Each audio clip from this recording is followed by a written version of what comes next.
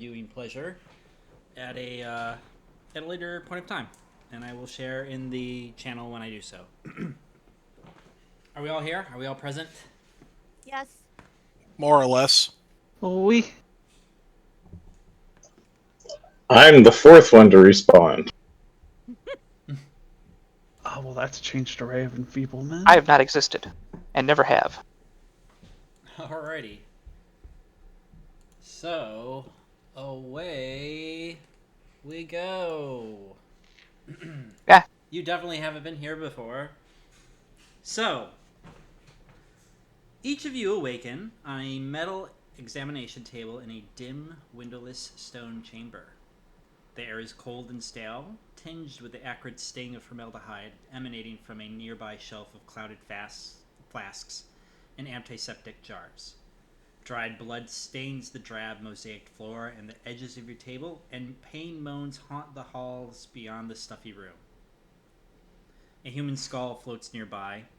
It bobs impatiently, watching you with slate gray eyes that remain in its lidless sockets. The skull notices you awake and greets you with a nasal voice. Hey, Chief. You guys, you shouldn't be in here, I don't think. How are you speaking through your nose? You don't have a nose. I used to. It used to be huge. I used to have an arm. You shouldn't be talking at all.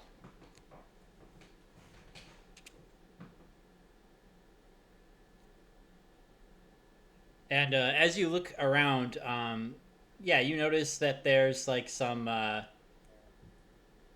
bodies covered in white sheets lying next to you, and you appear to be in a morgue of some sort. Silent Hill last motherfucking opening. And here's something really interesting too. You have no fucking clue how the hell you guys got there, and you are looking around and you're looking at each other, all seemingly kind of awakening at the same time. Literally, like, sheet, like lifting up with a sheet on your head, and you don't know how you got there. You kind of have an idea of like who you are. It's like you know, as you're kind of like waking up a little bit, you're like, okay, I know certain abilities that I have, but your name is like right on the tip of your tongue and you can't quite place it, and you don't recognize any of these people that are waking up alongside of you, and you don't know how you got there. You don't know where you are. I point a single finger upwards, and I concentrate for a second. Do I start to get that familiar, loving, humming crackle that would be the beginnings of an Eldritch Blast? Yeah, you do. Okay. Does not fire it off, just stops after seeing that it works. That works, yes. I sit up from the table, and I look around, and I look at everyone and just go, so, what's up? I'm not quite sure yet. Question for the DM. Do we have clothes on? Yes, you have your clothes on. You have, some of you, all your starting gear, it might not be on your person. In fact, you might be partially clothed, or like had like some of your possessions, like if you had like a vest on, it might be on a pile at the foot of the gurney that each of you are on. But all of your possessions that were on your character sheets are either on your person or like at the foot of the stretcher in the pile. She pops her tunic off since her vest isn't on at the moment, and she promptly starts inspecting her body, checking for any marks or scars or operative marks, anything that would indicate that she has been tampered with in some way. How many kidneys have I got left? Close my eyes, like, oh, sorry, oh god, sorry. No, it's just a body. You have one. You are welcome to make either a, I'll say investigation or medical check, whichever is better for you. Okay, I touch myself and give myself guidance.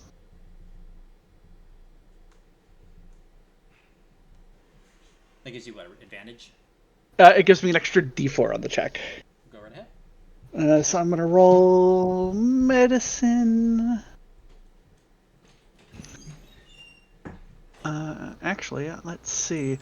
So I just quick built this, so let's see how it works. Because I know you want to see dice. So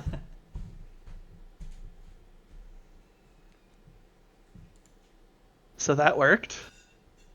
So if I come on over to here. Oh, you're live streaming. I'm sorry. Well, I'm live streaming, but actually, I while you were giving the intro, I just walked through the character builder and imported her into Roll20 for you, so you could pay attention to one window and still see pretty dice roll. Oh, I didn't actually see the dice roll though. It's because I haven't rolled yet. Oh, okay. There are reasons for this. What?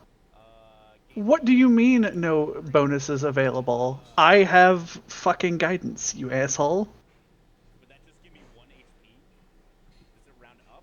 If it doesn't work, just like roll the dice separate or something. Yeah, I'm going to, you stupid thing. Oh, dice. Hold on. That's what I'm here for. Those dice. Yeah, give me again. 13. You are pretty sure that you are tip top, and aside from feeling maybe like mildly hungover, you feel fine. You feel fine. You don't see any markings or indications that you had been injured or touched or hurt in any kind of way. You don't see any markings on you, and your clothes are they're not stained or anything like that. They look relatively clean. Maybe like a day's wear or something like that. She pulls her tunic back on, doesn't bother to lace the top of the collar. She leaves it open to where it shows off just a hint of the top of her breasts, and she throws her vest on. Oh, Meg, you were saying something? I just went, oh my, in reaction to her leaving it unlaced. What? I just wanted to make like a perception check to see, like, if I can find all of my stuff or how much of my stuff I can find like nearby. Yeah, you find, like I said, if it's not on your physical person, maybe you had like, depending on what you had, like weapons and stuff like that. They're all kind of at a pile at the foot of the stretcher. Okay. Or like basically in very close proximity to the stretcher. Everything that was on your character sheet. Okay, sounds good. I just get geared back up then.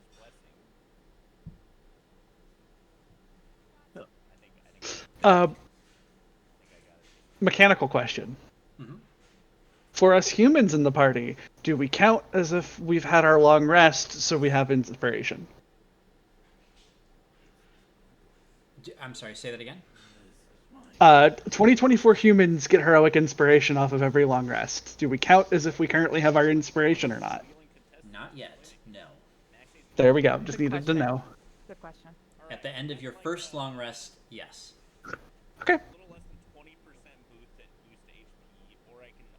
I'm just putting my gear on, being like, oh my god, oh my god, oh my god, oh my god. I'm very anxious right now. Yeah, I'd be anxious too. Oh, I'm going to look at the skull now. It's like, what are you gonna do? You gonna like go up and grab him, or? She's going to go up, and is he just floating there? He's just floating there, but like as you approach, he kind of is like, whoa, and he kind of like floats back a little bit. Oh, no, I'm not going to hurt you. I just wanted to come over and say hello. Oh, yeah. How you doing? So what's your name? I don't know yet. So what's your name? Oh, me? I'm Mort. Hi, Mort. Nice to meet you. Val, I think. I don't know. Very How nice. did we get here? Oh, usually how it works is, 99.99999% of the time, you come in here and, you're either,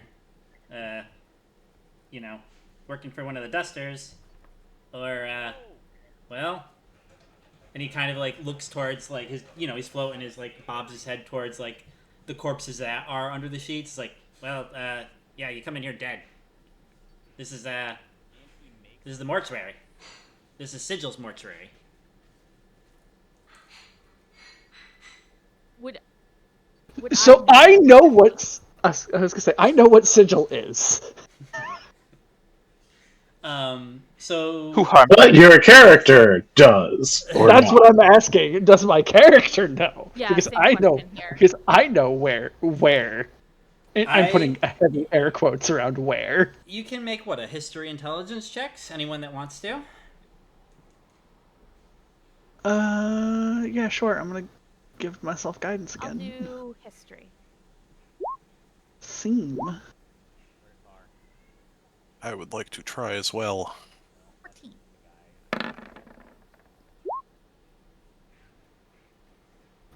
14. Miria's like, I don't know what the fuck. That's an 18 for Val.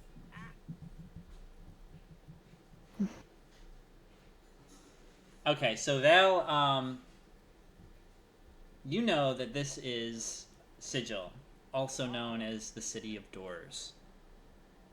It is you have never been here, at least to your memory, recently. You've never been here, No. but had heard tales of it as the center of the multiverse, as the center of the universe, the cross planes to get to pretty much anywhere. It's the sorting place of, in a way, depending on where you go in the afterlife, they can all be accessed through Sigil. You also know, and you had heard, that it is effectively a giant torus that revolves around a pinnacle, a giant mountain that goes straight up to a needle point. And outside at the ground level of that mountain, that pinnacle, is what is known as the Outlands. And through the Outlands, you can effectively get to different planes, different afterlives, if you will, including Avernus, which is probably where you had heard it from, possibly through you're not quite sure, but you feel like you had some sort of benefactor, perhaps some sort of fiendish benefactor, and you feel like maybe you had heard some sort of tales from them, perhaps. That's bloody headache. Where my arm at? Is my arm a ball and chain? Yes, your arm is a ball and chain. Alright, good. Then I'm whole. Wait, what? Okay. Janor stands from the bed and shows that his right arm is missing at the elbow. And from the elbow is a ball and chain attached at the stump. There's the floating skull. We're in a morgue. Oh, And okay. that dude has that for an arm. Okay. So, not terribly surprised about the floating skull. We are in Sigil. This is the City of Doors, the literal center of the plane of multiverse. Oh, wonderful. Yeah. This gets better and better, doesn't it? Well, look, here's the important thing. From Sigil, you can literally get anywhere, which means you can get home, if you can remember where home is. She says cheerfully. And I'm just... Yeah, where are you guys from, anyway? Do I know that? Nope. I'm from a place. Ugh, I hate this headache. Can Right. I make an intelligence check to try and remember something? And while they're attempting to remember, I'm going to stand up and walk over to the table that has those potions and whatever on it, and see what I can find out about them. Sure. If you find anything for a hangover, let me know. So looking through there, you can find a healer's kit with 3 uses on it. you see basically a couple flasks, let's say 5 flasks of embalming chemicals. There's a polished scalpel that would effectively function as a dagger if you wanted to use it. And that's it.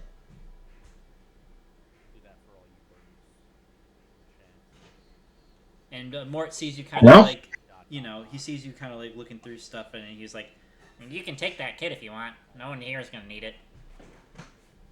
I think we found it off someone they brought in." Well, then I guess I will take that. Anything else in the old lost and found nobody's gonna need more? Not on that table, no.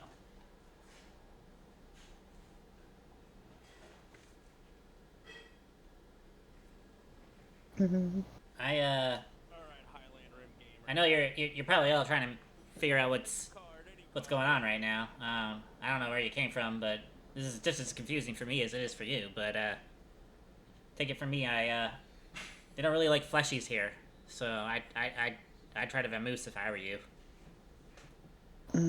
Yeah. That sounds lovely. Wonderful, even. You know of a decent tavern in the area that is fleshy approved?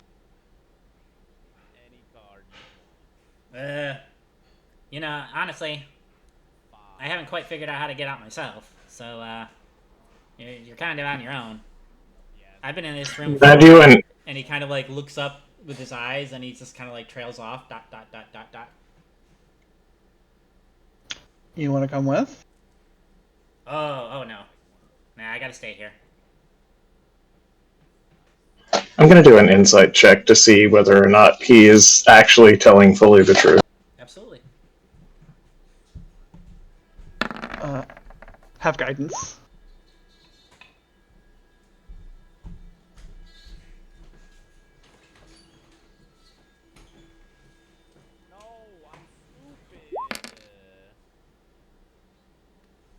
Oh, nice. Yep. So with the guidance, that would be 18. Despite the fact that he's a skull and he's not like making a lot of facial tweaks, muscle tweaks to kind of go off of, you can get a lot from his eyes. And despite him looking kind of like a scary skull, you think he's a friendly sort. You don't think he is trying to lead you astray. Just look at that wide, toothy smile. Right? He's adorable.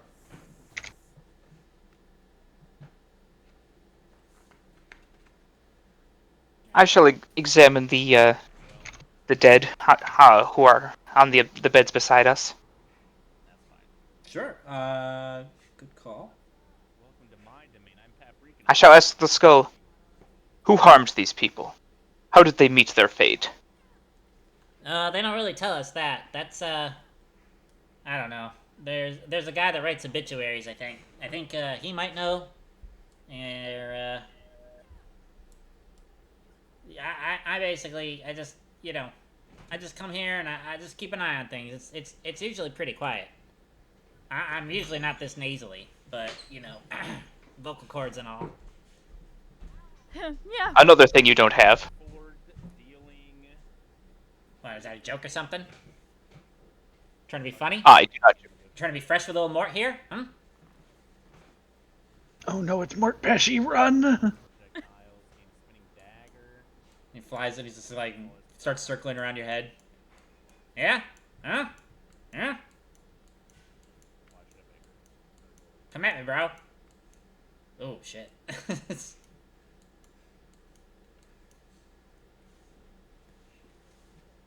Yeah, so what do you guys want to do? I think Lyra in this moment would just be like trying to get to a place of like zen and calm, because if she doesn't, she'll have a panic attack.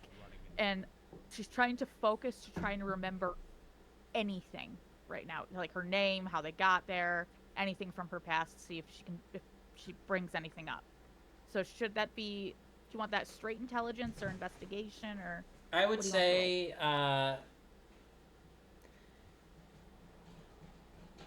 do investigation. Investigation. Oh, nice. Okay. Based on a combination of the clothes that you have And just a certain, I don't know, aristocratic assurance. You would say that you are some sort of noble or aristocrat. You do not remember your name. You feel like you have weird feelings when you think about your family. Fondness for some, maybe coldness for others. But you don't have any hard memory of your homeland. You don't remember your siblings. You don't remember your father. You don't remember your name. Even with a role like that. Okay. So I don't remember anything. But judging by my clothes, I think I'm rich as fuck, y'all. Yeah. Hell Um, yeah. Where are you? Let me just say, I might even think I might be kidnapped right now. For a ransom or something. Yeah. Yeah, baby. Sorry, not to like make you... Everything's fine. You know, Mort's like saying that out loud. He's like, but I'm sure everything's fine. Thanks. Thanks. You know, that's a good idea. So I am going to look my own self over to see where I fit in. Yeah, Miria's kind of going through the stuff that was near her on her bed right now, trying to see if that jogs any memories. You feel not anywhere like you would want to be. This is like the opposite of, I would imagine, very kind of uncomfortable. It smells of death and concrete. It's not a nice place. You get the sense that there's nothing living or magical or green around you, at least in the immediate surroundings. So Mr. Floating Skull doesn't give off any enchanting things, or that he's raised dead or anything. He's just the way that he is.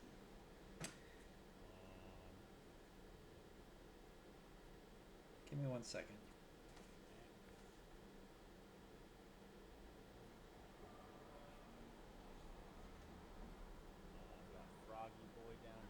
It's like, you know, he's not, you've heard of like liches, skulls, and things of that matter. This doesn't seem to be that. This seems to be something more simple. If you had to guess, you know, make an Arcana check. Boop. Yeah, you're a fucking wizard. Boop. Guidance. Yeah, he's a floating skull. He is not a lich. He has the potential to do some harm, but he's not like some super, you know, a powerful entity. He's more of like something that could be used as a messenger. He might be a cursed soul, potentially. So they can be good or they can be evil. But based on the insight that you did earlier, if you had to bet, you'd bet that he has no ill will. And like I said, he seems like a friendly sort.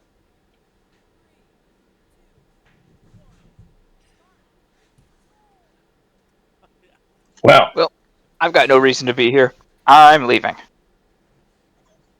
Should we... I shall head up to the door and open it and leave. Maybe we should stick together, you know? I'm following him. Do whatever you I want. was just about to step out the door myself. Okay, maybe we could just... And I start holding on to my loot for, like, emotional support. Maybe, you know, so okay, Alright, and I start right. to follow. Right. Miss, take a breath. In. Count to 3. Out. It's going to be fine. Yeah, okay, everything's fine. I mean, is it? I've never seen this before. You should be dead. I'm going to up. Shut up! Miss, it's okay. Just stay close to me and I'll make sure nothing happens to you. Yeah, but don't worry. You're definitely not dead. I see a lot of dead people. Yeah, no, you're definitely not dead. I don't know why I am so absolutely sure that that's correct, but I am. But you should be. We are in a mortuary. Have a good one, Mom. Later, guys. She casually waves behind her as she walks out with the girl. It's fine, and I'm just gonna keep mumbling anxiously to myself, holding onto my lute. Yeah, it's fine. N- It's fine. Great. It's going to be okay. The thing is, with what I know about Sigil, if there was any place outside of our home plane, wherever that might happen to be for each of us, that we could be weirdly woken up, is Sigil. Because Sigil is how you get everywhere.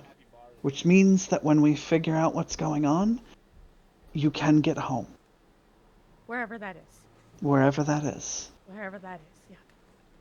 You know, a tavern's starting to sound like a better idea to me right now. Yeah, I was thinking I was thinking a drink would help with this hangover. Yeah. You know, for the nerves, you know, I need a good stiff drink. Now, here's the thing. Let me cut in real quick. Sorry, what did you get on that dice roll for what you know about Sigil? It was an 18, I believe. Yes, it was an 18. So what you remember is that Sigil goes by another name. Okay. The Cage. Frog Heaven. Yes, the cage. A cage. And yeah, I wasn't going to mention that. Yeah, name. you tactfully might have kept that from Lyra.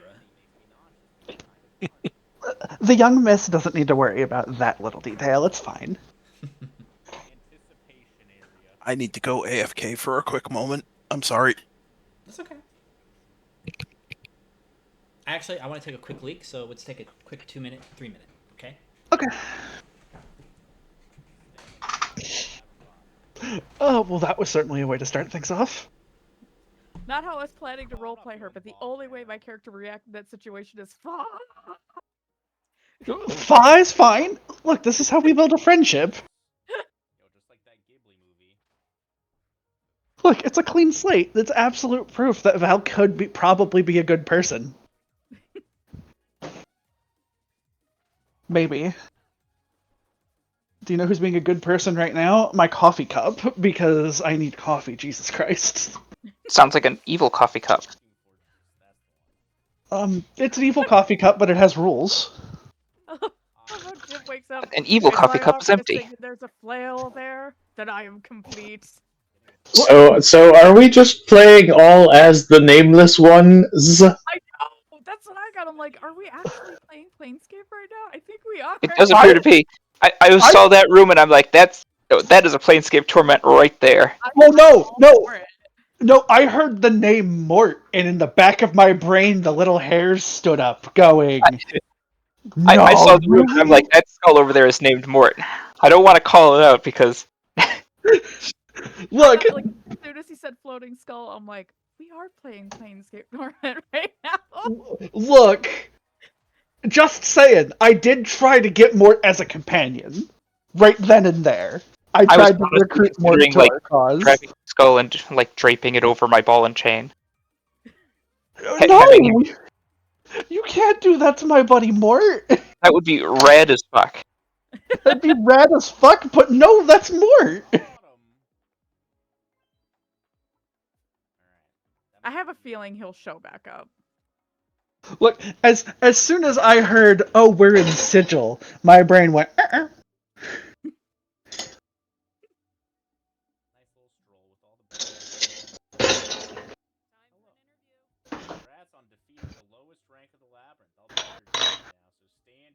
So, a couple years ago, I went Christmas shopping with my niece, and she found a cup that she really loved in Spencer's that she wanted to get for my mother. So cups were on sale. It was like buy one get one half off. So I bought I bought a mug at the same time. It is a big coffee cup. Would you like to know what's on it? What's on it? A beholder. Nice. Oh, we gotta get more fun coffee cups. It is my beholder coffee cup. My brother got me a coffee cup that looks like a squirrel. He's like, so it's like Corinna, so you can always remember what you did to her in Baldur's Gate. My the coffee cup I'm using right now is a giant cup if I'm surrounded by fucking idiots. So you guys have favorite- all played Planescape? Yeah. Too bad. But sadly I never got to play it, but I have watched Let's Plays of it. I played Fallout a lot more than Planescape, but I know about it and I know quite a bit about it. I know it's been a long time. I don't remember everything, which I think Oh, yeah, probably no, me works either. out to your advantage. But I remember more. I'm pumped. Let's go. Yep. And that being said, now that the reveal is taking place, I will be sharing some like gazettes and resources that came in the module, and one or two, lore-based videos that I found helpful. This is a great module choice, by the way. Well fucking done. I'm so excited. So, and yeah, but before we get going, I will say, like, I had planned on having a plane jumping adventure that would have started in Greyhawk. And My character still officially is from Greyhawk. yeah, exactly. I mean, so as well. Yep. Me too. I'm back. This is like the second box set. Welcome back. The first one was like, Spelljammers, which was really, really badly received. And this one it's gotten some pretty good. Everyone seems to. It's like not the greatest thing in the world, but it's gotten pretty good reviews. A lot of people that played Planescape in second edition seem to like it, or are like, yeah, it's a good, 5th edition entryway into it. Having played the actual Planescape Torment video game. And I've never played in it before, but it's one of those like, yeah, I'd love to play in this. So figured I'd run it. Now, you guys know who she is then, I take it. Yeah, somebody you don't want to cross paths with. Jim, I think you're mute. Yes, you are mute, Jim. Someone Am you I? don't want to bump into. No, the other Jim. Oh, I'll You take shit. evil. It's my name. I'll kill you. There can only be one. promises, promises. Oh, her. I don't like seeing her on the screen. That's not okay. She's looking at you. Yeah, I know. Here's I don't looking think at she's her looking too. at anything. Yeah. Let's keep going. Yep. All right. So. Speaking of keep going, I shall keep going. Yeah, keep going. I start looking at signage. Is everything in common? Yes. After all, we are in Sigil, Yep. which I do believe is the actual birthplace of the common tongue. Yep. You remember hearing stories that Sigil is arguably where humans originated from. Yeah, so to help pass your mind, she's actually filling you in on these facts while we're walking. There, Okay. little Miss Celine. Okay, I just start strumming and I'm like, I think I could play the guitar. Well, why don't you play us some walking music? Okay, and I just start like mindlessly strumming. So, yes, this is Sigil. This is the center of the between of everything. Okay. All doors lead here. Which means eventually doors lead out of here. Gotcha. So all we have to do is find those doors. Yeah, but we shouldn't have any problem getting around while we're here. This is the birthplace of Common, after all. It wasn't born at home, wherever home was. It was born right here. Okay, cool. Cool, good. It's good. That's good. It's good. She's starting to calm down a little bit. You're really making her feel a lot better. She's like, all right, cool. We got a plan. Cool. We've got a plan. Go find a place to get a drink. See what we can pick up by any rumors. Maybe we can find a little birdie who knows something. Sounds good. I can do that. Am I dirty? No, No. you look fine. Oh, sorry. State of mind. Oh, no. No, the reason I'm asking is she would just start, like, absent-mindedly using prestidigitation to clean herself up if she was dirty.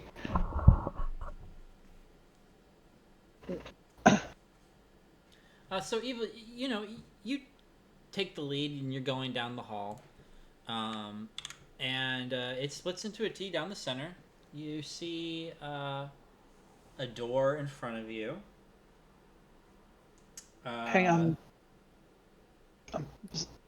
Spiky ball. I don't have a name. That's what I have to go with. Do you know where you're going? Get your mouth. I'm leaving. That is where I'm going. Yes, very accurate. We have successfully left Mort's mortuary. But where is your destination? I am leaving here. That is all that I need to do right now. Ugh. Do you know how to leave here? Irrelevant. I'll find my way.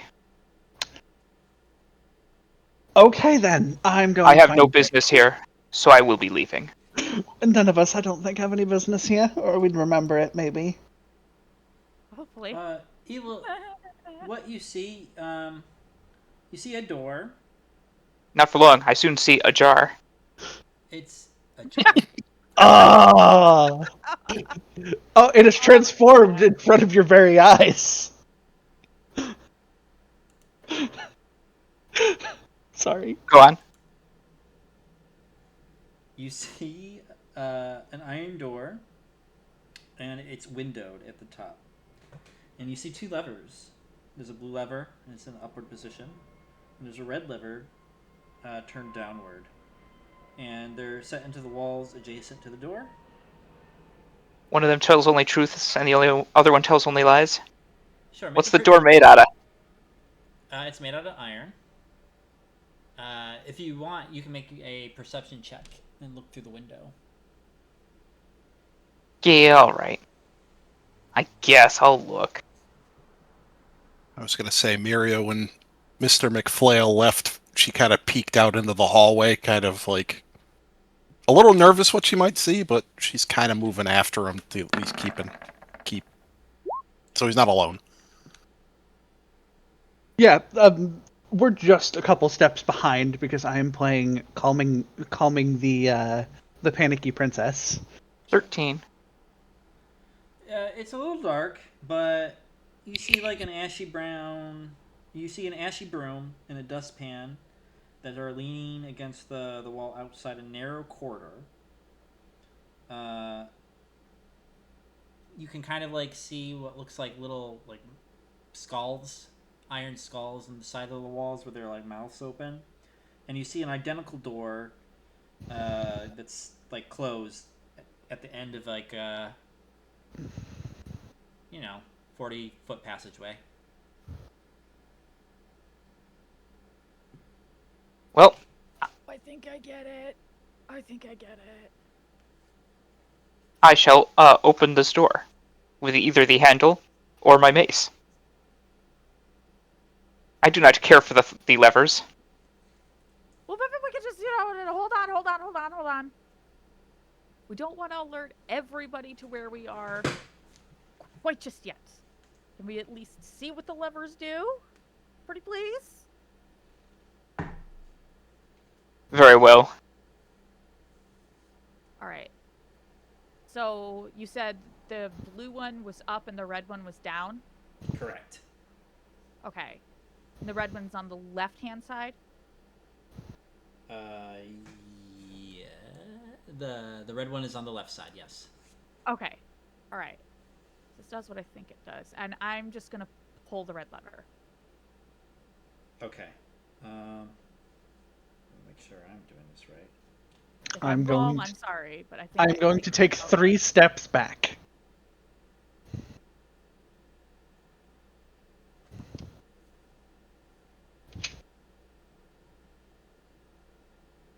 Bear with me.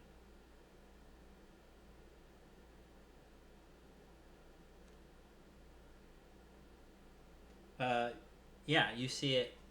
The mouths of the skulls. The torch is set. They erupt with gouts of flame, and it just all is like red and fiery in there. And yeah, Okay. it's clearly some sort of crematorium. Okay. That is not what I thought it was gonna do. I thought it was a puzzle to open the door, and I turn it off. That's going to be body disposal. We are near the mortuary. We probably don't need to go in there, I don't think. No, I think we need to go find an inn.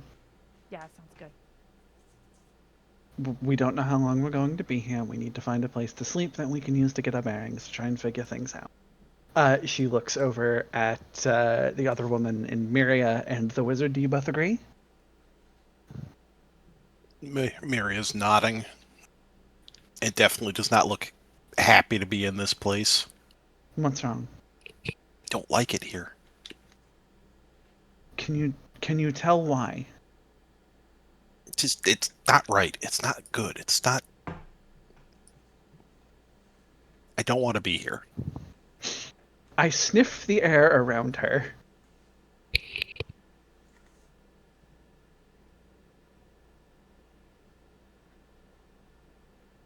Are you talking to me? Yeah, she's just like sniffing. It's like Oh, okay. What does this other person smell like? She smells of the earth. And she might even, based on your temperament, let's just say, give you a little bit of a hay fever. You might sneeze a little.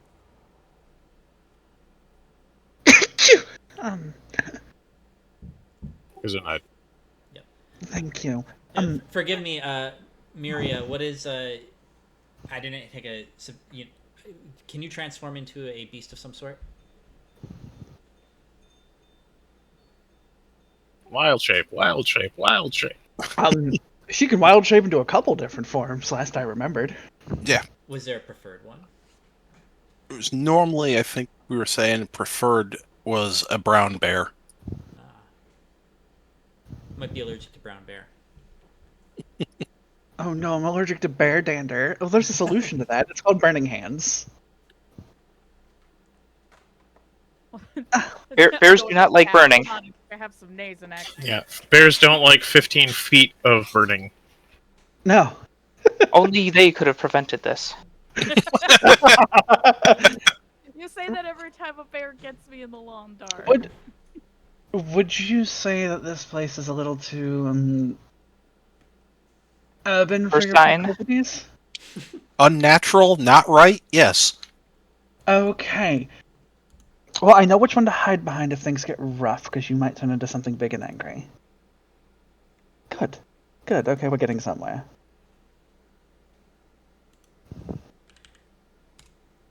Okay, so is there any other... Is it just the big doors or any other way out of here? Okay, You passed a couple doors, I'm pretty sure. are we still in the mortuary area proper?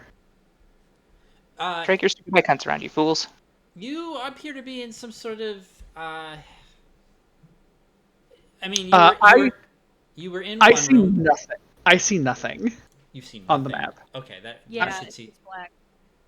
Which is probably why I'm asking these questions. Okay. Evil, you see something, right? And Miria, you see something. Can I don't my see token anything. can my token have vision, please? Hold on. I thought you guys did.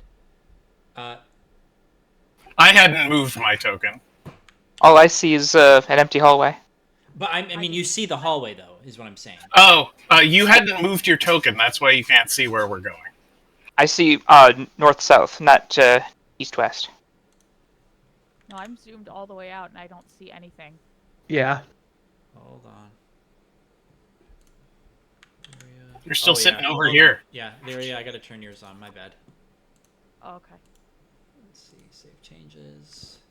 All right, Lyra, you should see now. Val, give me 2 seconds. Oh, it's Celine. My character's name is Celine. Oh, I'm sorry. Oh, Okay. Lyria was your sister, right? Or where did I get Lyria from? From something else. I'm sorry. It's her real name, but she goes by Celine. Oh, hey, I can see things now. Yay! Seline. Yes, S-E-L- Selene.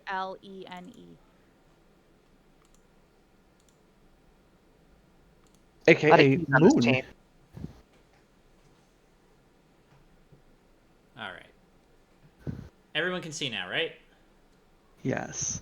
I can Oh, fight. wow, I'm so zoomed out. Hold on.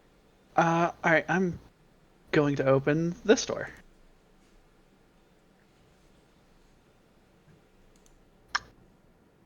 One second. 20, let's see,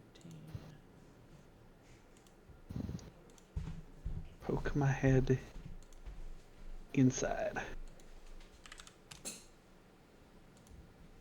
Sticking with you.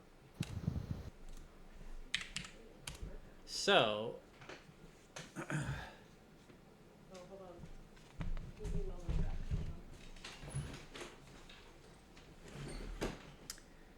you open the door, and this sterile chamber reeks of embalming fluids.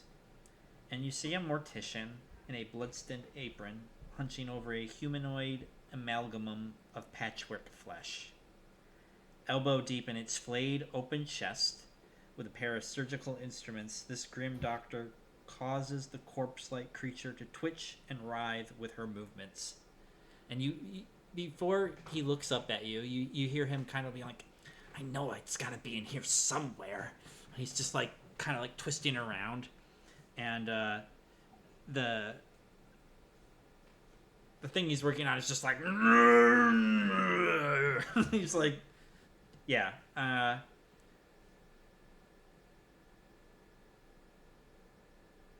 Oh, I want to make sure I don't shut her in there.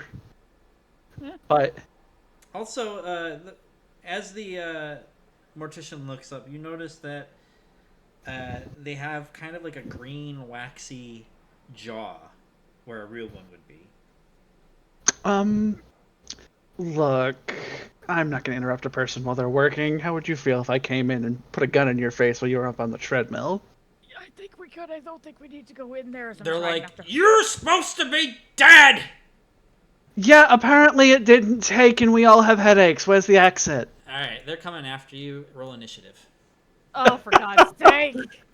Oh. I just immediately grab my loot. Ah! Right.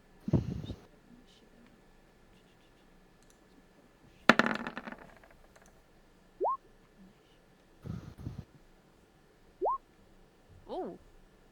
You want all of us to roll initiative or just them for now? Foul beasts, I will not allow you to harm anymore. Your lives are forfeit. Yeah, I'd like you all to just roll initiative. Where's my initiative button? Where it says There you are. initiative, left.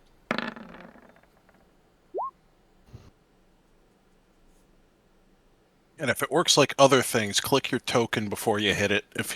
If we're using the initiative tracker, it should auto add you to it if you do that. Oh. Let's see. Add turn. Celine, you rolled a 19.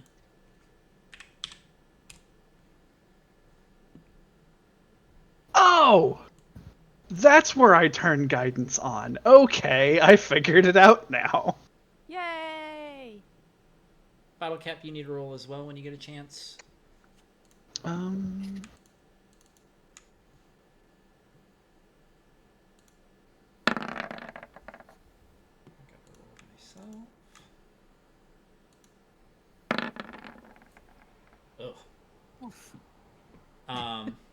Yeah, just to give you a little something.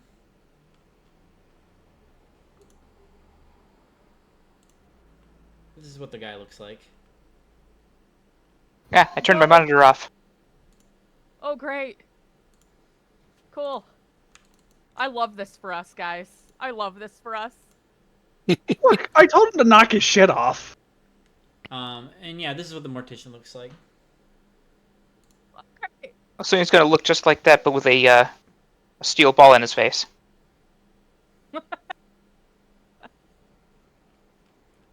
I am going to see if I can't roll for bottle cap while he's AFK.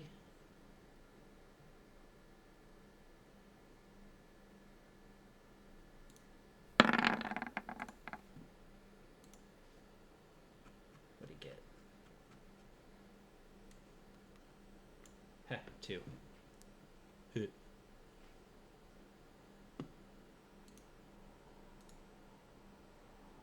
Blah, blah. You tied with the Frankenstein-looking guy. All right, so Celine, you go first.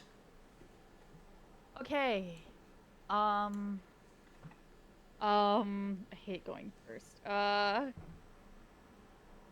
not dodge backwards? You gotta get the fuck out of there. Didn't I roll an 18? I rolled for you because I didn't see. Did you actually roll? Oh, I'm sorry. You did roll an 18. I will correct that. Go on, Meg. I'm sorry.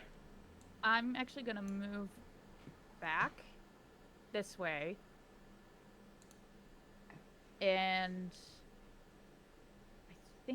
I think that's all I want to do for right now. Yeah, that's it. All right, Ubib. You see a commotion coming from down the hall. You don't know what's around the corner, but Southwards down the hall? you see. Oh, they're over there. Yeah, you see them running from out a door, seemingly being chased by something. You're not sure what. So, have we lost most of our brain fog? Can we use our abilities? Do we even know our abilities? You have you don't have your memories, but you have all your abilities. Let's just call it instinct. So whatever spells that you had prepared last is what you have available to you right now. You have full access to your spells. However, you might have trouble with some magic. I'll let you know when you use it. If that'll come up. Okay.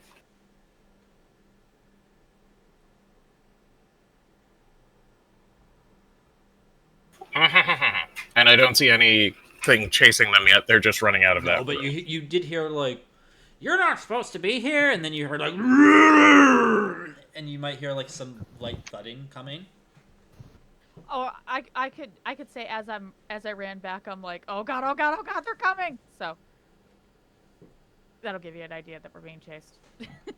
She and she did yell back angrily, "We're not dead, goddammit!" You're supposed to be. I can fix that. Okay. And both of them got out of the room, right? She's Dale is right at the edge. Yeah, which is fine. She's just fine with being right here. This man is going to have a very bad day in a minute. Mage hand. I should shut the door. Yeah. I fucking love you. He's just like, no, we're not doing that. He just shuts the door. Yeah, I walk forward so I'm a bit closer, and I cast Mage Hand, and as she steps out of the door, I'm going to use Mage Hand to close the door. Okie dokie. Just to be clear, the doors are not. I didn't mention they're not. It's a door. It's wood.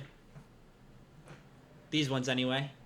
The one. Yeah, it's a regular door that has a handle, right? It's not like something that magically slides into the wall or anything like that. No, nothing like that. The only one that's different was the iron door with the window by the crematorium.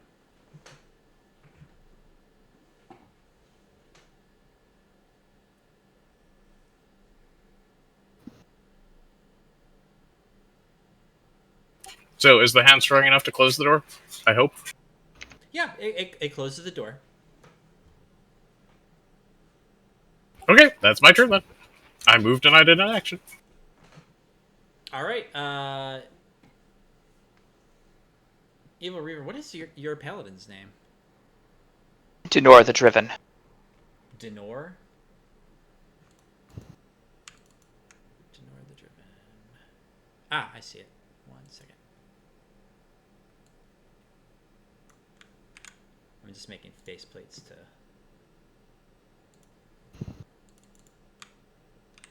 Yeah. Okay. Yes, it's your turn. Well, seeing that these guys are attacking us, I shall make sure that that is no longer the case. I shall move over to that door and begin swinging my mighty mace around, building up that momentum for a thunderous strike against them if they were to open this door. Sure. Did you want to prepare? Oh yeah, I'm gonna prepare. That sounds like a held action and hit the guy that comes through the door. Yeah, if someone is going to open that door, they will regret it very quickly. All right. Sorry. Do you?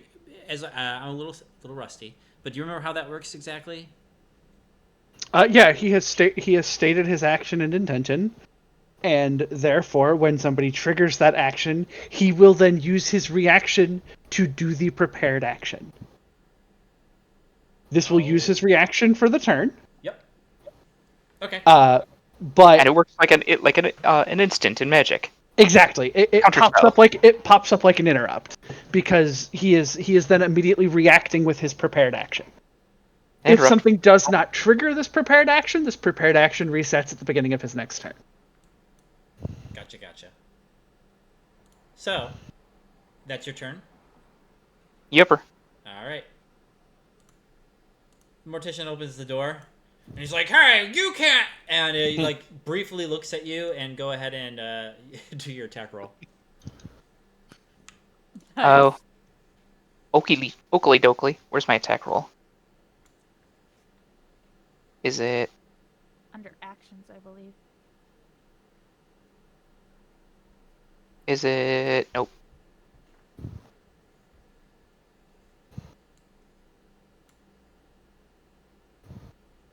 Am I blind and stupid? Are you using the one on roll 20? It's probably attached to its weapon. It's right underneath your stats. There's a tab that says combat, and it should have your actions you can use there. I've got unarmed strike. Okay, so you probably have the weapon in your equipment, but you have not actually made the attack for the weapon. That's what I've been sitting here doing quietly this entire time, is I have been running through, Okie dokie. What's the... Oh, gotta add new. Add attack. If the weapon's in your inventory, you can go to inventory and equip it. Yeah, and then it'll put it under combat. There's a little toggle next to the item. My flail is not listed. Oh, because I didn't get a flail because that doesn't... Oh, that's not one of my starting equipments. That's right. So I need GM intervention on that one. Yep, I would grant you a flail. Let me see if I can't do it for you. If you can do it yourself, it's by all means. You have permission. I'm trying.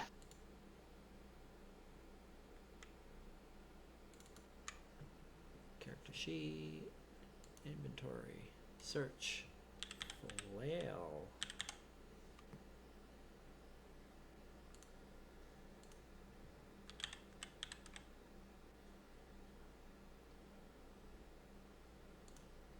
Really, it doesn't come up?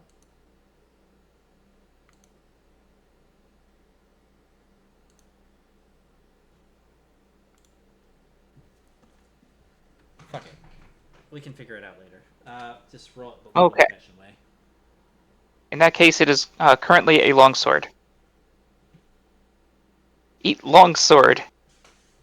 It's the only thing that the props department had at the time. Look, sometimes you gotta make it work. It's fine. I rolled damage instead of the attack roll. There's the attack roll. Alright, yeah, basically, go ahead and... You definitely hit, so go ahead and roll damage. Alright, I shall attach a Thunderous Smite to it. So that is a cantrip, and is basically free damage for your boy. So that's 14 total damage. 7 plus 7. Wait. How does Thunderous Smite work? As a... Pretty sure that anytime I make a attack, I can attach it to that attack. And it probably uses a spell slot when you do that. I'm Does it gonna count as a read. reaction? Well, it I think sounds it's like. cantrip. I don't think you have cantrips. I do have 2 cantrips, and one of them is Thunderous Smite. Yeah. Nope, it says use a higher level spell slot. Never mind. Oh wait, no, cast at level. Yeah, Thunderous Smite it's a first level spell, but that's whatever. It would. Okay, so it would be a bonus action to cast that spell. So you would have had to have cast that spell before you. The way it was described in the thingamajig is that. Bonus action at which you take immediately after hitting a target with a melee weapon or an unarmed strike. Oh, Yeah. Yeah, okay, it's fine, it's whatever. Target takes an extra 2d6 thunder from the attack. If the target is a creature, it must succeed a strength saving throw or be pushed 10 feet and become prone. They changed the way smites work. Holy fuck, that's so much better. Yeah, the other thing I was telling Evil earlier is for a lot of like the martial, or not like like the fighters, paladins, barbarians, like they can like master certain weapons at level 1, which basically means each weapon has like an extra ability that they now have access to, and they can like change it up every morning, like pick 2 different weapons that they can like use this master ability with. Yup. And it's like it makes like weapons fighting have a lot more flavor, and like, you know, like, oh, I want to be able to do this, so I'm going to switch to like whips, you know. Anyway. So, you know, he comes out and you basically bring it right down on him, and it goes like right into his shoulder. And, Clothesline this one. Yeah, and he's like, "What the hell?" Just hear, God damn. Nice shots. So, you know, it definitely connected. He also has to do a saving throw or get thrown. Strength. Oh yeah, strength saving throw versus DC. Yep. Oh god. How many feet? 10. 10 feet. Boof. He actually, let's just say, like, it gets like slapped and like goes right into the chest of the flesh golem and kind of like smacks it like a brick wall, and kind of like almost like slides down off of the open chest of the flesh golem. What? And like part of the intestines comes out of the flesh golem as he's like sliding down and kind of like falls on his head. What a great first attack. Gotta start somewhere. So with that, it's now Jex's turn. Or rather the Mortician's. You don't know his name. So he kind of like, he looks at his arm, and he looks like down the hall, and he looks angry. So, what can this fucker do? Let's see.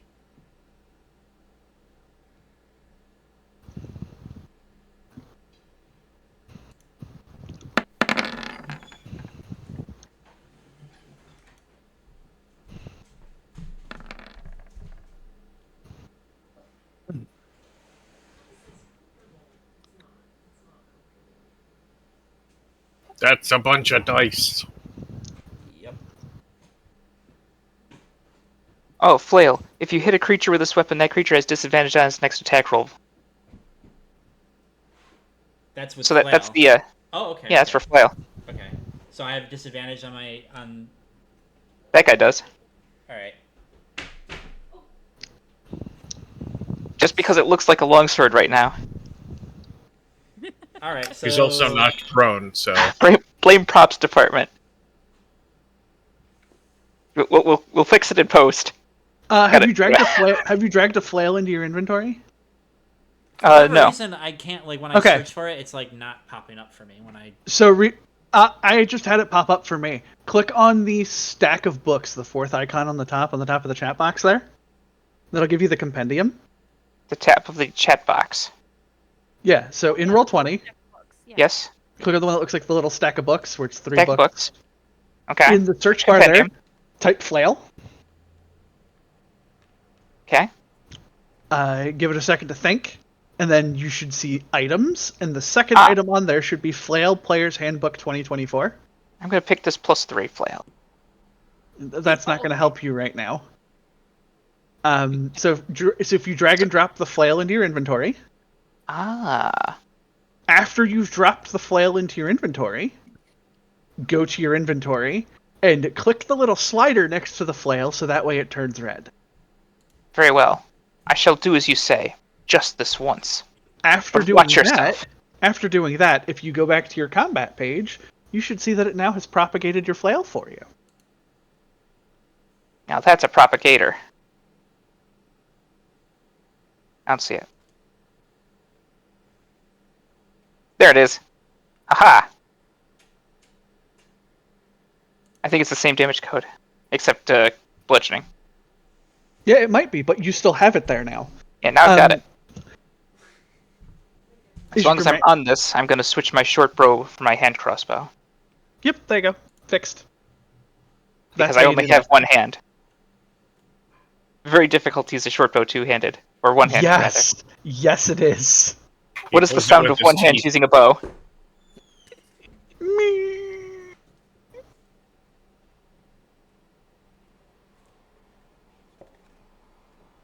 That poor man. I relinquish my turn. Okay. I relinquished. 1 second. AFK a moment while you guys go through your turns. How do I remove some from my inventory?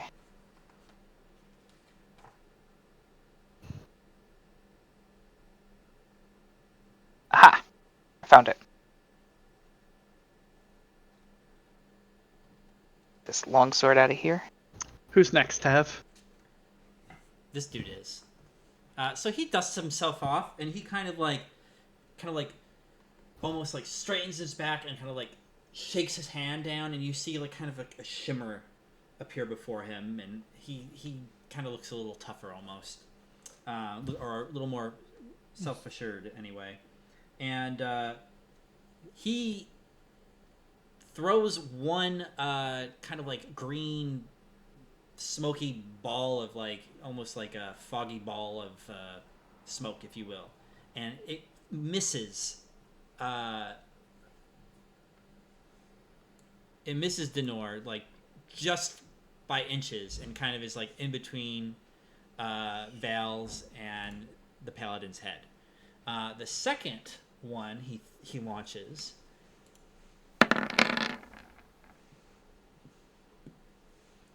goes right between the two of you once again, and I swear. And you can see the look of disappointment in his face. They're like, foom, foom. And they basically go and hit the two doors that are directly behind you. I promise, if you singe my hair, I'm going to use your intestines for decoration. With that, it's your turn, Val. All right. She flicks her wrist. Does her packed weapon appear? Yes. So she flicks her wrist, and there's this surge of shaded light before this engraved rapier appears in her hand from nowhere, almost as if just coalescing out of some kind of sulfurous mist. And as she grabs it, she goes, "Right, that's what I was looking for." And she points and she Eldritch Blasts the man. I'm glad I've got this sword here. Zap! Oh. I just like having the sword. Oh, no! It's my emotional support bound weapon. Oh, okay, so this is important. Her sword is also her casting focus. Asshole! I can't summon cool sword, and then I zap you with my offhand. Look, the fact that this combat started at a point where I didn't have it pre-summoned, because Val wouldn't have had it pre-summoned because she's doing this on instinct right now, I wouldn't have had to waste my turn doing that. I could have hexed him before I blasted him with fucking Eldritch Blast. I'm just having a laugh. Blast. Well, Eldritch Blast. Anyways, I started blasting. Yeah. Anyways, I started Eldritch Blasting. Alright, it's on the combat page. Agonizing Blast. Turned on. Eldritch Blast. Spell attack.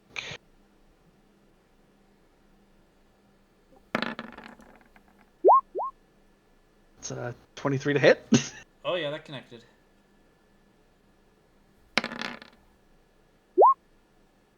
Hello, Kel. 5 damage. Oh, I'll give you a stream.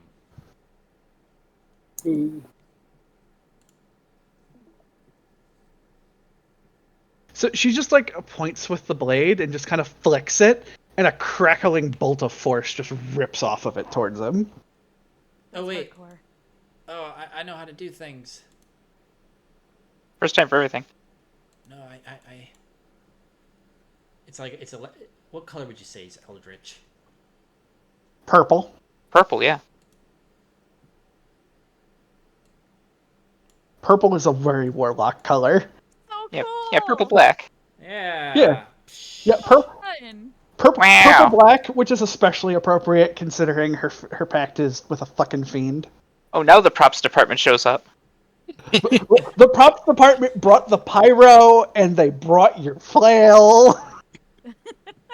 Sorry, man, we had to wait for the glue to dry, and all of a sudden they're taking the chain, which is actually just a bunch of spray-painted black pool noodles. I got a fucking chroma key ass foam longsword over here. Yeah, no, they've now swapped it for the sleeve thing that makes it look like your arm is just the flail.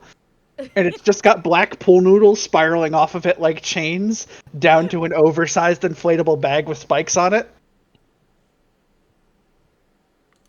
What?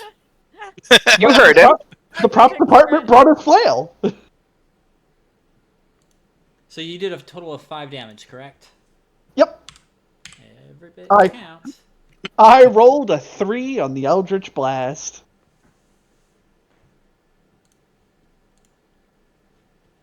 All right. Anything else you'd like to do?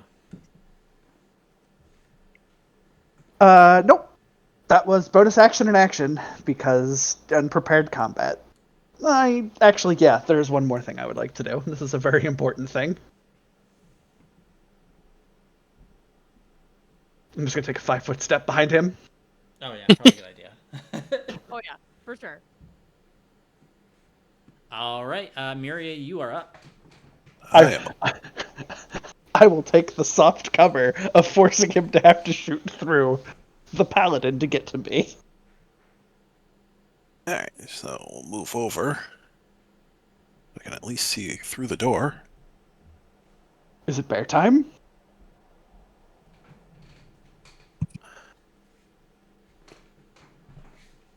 Suppose it could be bear time.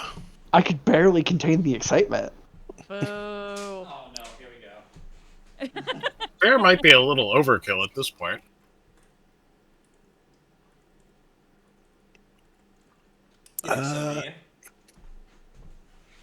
Not with what's behind the guy, it's not.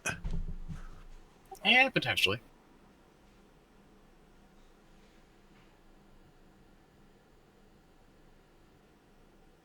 Yeah, what the heck, it's bear time.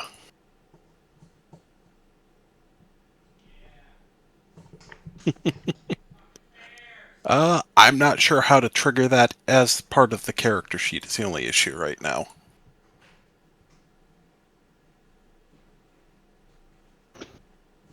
I don't know if that is an effect you can do via the character sheet. Yeah, I was gonna You say must that. simply yell bear time at the GM. Oh, bear time.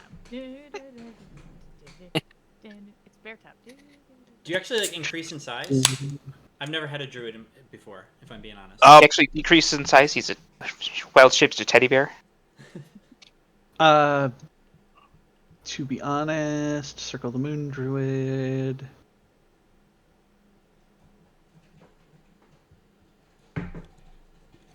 Which gives you more CRs. You said Brown Bear Wombat? Yeah, because that's the CR1 bear. Yup. CR1 bear, brown bear from Monster Manual 25. Large beast. So yes, he does become large. Yep. And AC is 16. If it's higher, It's Until only you 11 naturally, so it goes up to a 16 because of that stuff, yeah. and plus 9 temporary hit points. Large isn't taking up 10 feet, is it? Yeah, 10 by 10. Yeah, really? Fuck, alright. Yeah, large is 10 by 10. You are 5 by 5. You're 5 by 5 at medium. You are 10 by 10 at large. And it just keeps getting up exponentially from there. I feel like Barely fits. I really want to have a Winnie the Pooh situation. Can we just let it happen? Oh, bother. Oh bother! We're so close, guys. Just tell me you have a little red shirt on. I don't. But Okay, I'll shut the fuck up. You're a bear. And what do you know? There's a hole. And there's things in there that there could be honey. Smells like formaldehyde, not honey. Actually, Please have the rum, look. please. Look, it's a brown bear. Scavenging for food is the first answer. You hear Sleet in the back going, "Yeah, guys, get him in." Oh my God, she's a bear. I guess that does leave the problem of I don't fit through the door now. You should have walked through the door before you wild shaped. Yeah, well, I didn't think that far ahead. Order of That's operations. Victoria. Order of operations, bear. Well, I guess I'm gonna do similar to how Reaver's character did. If anything comes close, it's getting bared. Okay. You got an attack prepared. Yo, Is there anything else you'd like to do? nope, not much else I can do right now. All right. It goes to our Frankenstein friend. He sees the commotion going on, and he also sees Miria turn into a bear down this passageway, which he can fit. And being the brainless dummy that he is, he grabs the mortician and pushes him out of the way. He flies this way. And he comes right at the bear. And you can go ahead and make your prepared attack roll. Alright. This is where it gets a little tricky because this messes with my stats.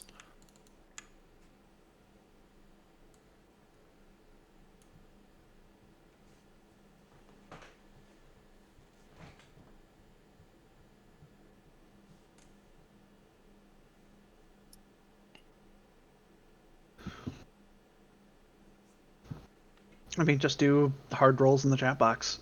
Yeah, that's what I was planning to do. I just had to figure out what the numbers were. Because now I count as having a 17 strength, and I had to figure out what my base attack bonus is, which it looks like it's a +1.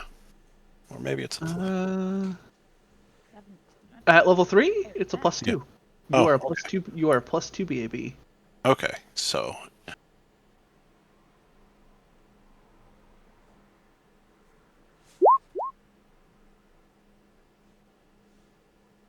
Oh, that So, hits. bam. Then it's a D8.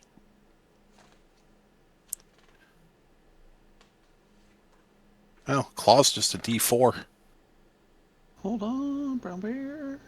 Oh, if the target is a large or smaller creature, it has the prone condition when it gets hit by that. He's gonna knock his ass over. If you're biting him, bites a D8, claws Yep. a D4. Yes. But I think the... Plus strength bonus. You are a bear. You have multi-attack. You'd make 1 bite, 1 claw. Oh. What type of damage do both of those attacks do? We just said it. No, one's the bite is piercing, the claw is slashing. Okay. Because it's a flesh golem, Eric, it's got damage resistance. Oh, yeah.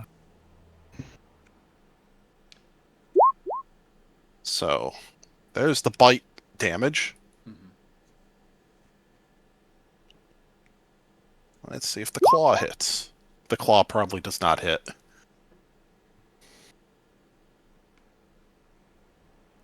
With an 11. Oh, it hits. Oh, okay. Flash Column has crappy AC. Yes, it does.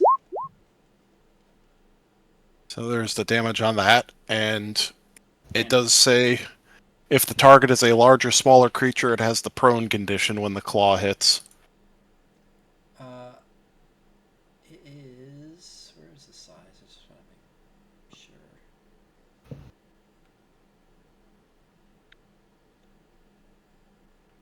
Where does it actually say that on the character sheet? The vast majority of things are medium unless they're not. What is it? Flesh Golem? Yes. Let me whip up the bestiary. For the life of me, it's medium construct. Okay. I hate to say So, it, yeah. but it is not feeling any of that damage. Okay. But they did hit. So you kind of go at it, and this thing already has its like stomach open, and you basically open it a little bit more, and a little bit more blood and guts come out. But amidst your goring, make a quick perception check for me. Amidst your goring. Perception.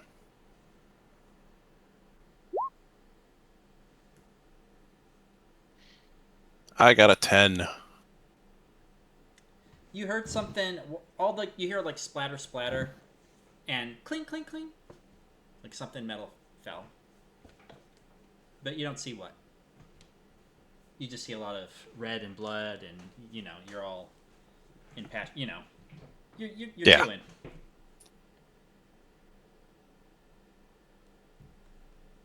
Now it's the flesh column's turn. Unless there's anything else you'd like to do.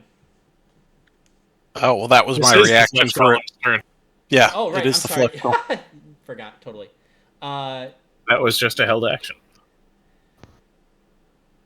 All right.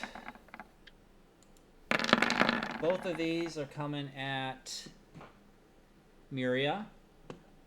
Your AC is 16 currently because of stuff as a right. Circle of the Moon Druid. All right.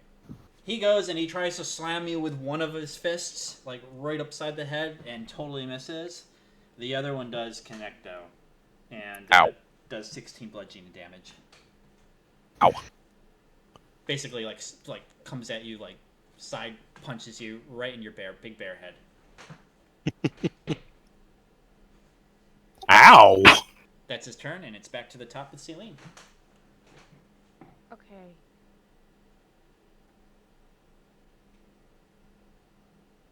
So I can see the flesh golem from where I'm at, right? I think so. Yeah. Because I can't really get any closer. Denor's big head's kind of in the way, but you can kind of see him. I would say you are partially covered, giving the people in the way, but you can make it like a line of sight attack on him if you wanted to attempt it.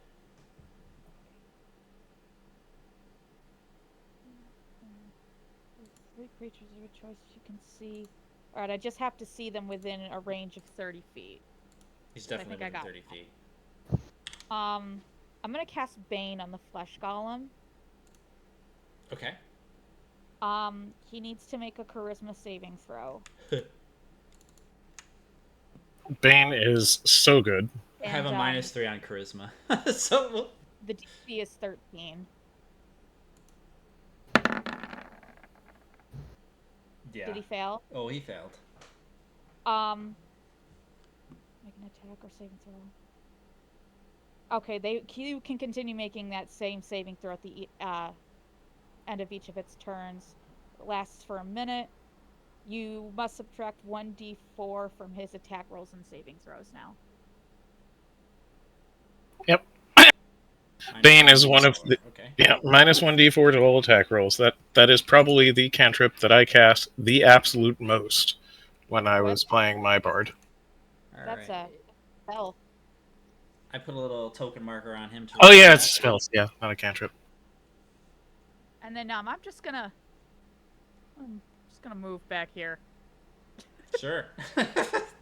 Not have a lot of hit points, so I'm gonna move back. You did your part. You helped. And I'm gonna let the bear and the paladin deal with that shit. As I'm running away, I strum out a couple You and I'm like, "Go, paladin man! You're the best. You can kill all the rest." And I give Jim a bardic inspiration die. There's too many gems. As a note, you can also put that bane on the mortuary man back there. I wouldn't have been able to get in line of sight of him because everyone's walking away. Oh, can't see him? No. Bananas. Yeah, he got pushed out of the way by the flesh golem. Yeah, I wanted to do it on both, but I figured doing it at least on the flesh golem was better than not doing it at all. So. It's okay. On my turn, I'm going to get in there and deal with that problem. But at least get that flesh golem banged a little bit. And I gotta mark off my bardic inspiration. Jim has a D6 that he can use on a failed D20 check for the next hour, I believe, is what it is. I think bardic inspiration is that D6 can be used on any D20 roll. Yeah, any D20 roll. Oh, that's nice. Any roll? I believe so. I'm just looking. I'm trying to remember what bardic inspiration specifically is. Action, you can inspire another creature within 60 feet that can see or hear you. The creature gains a bardic inspiration die, 1d6. Once within the next hour, when the creature fails a d20 test, the creature can roll a bardic inspiration die and add the number to the total. Okay, so they nerfed bardic inspiration for this edition.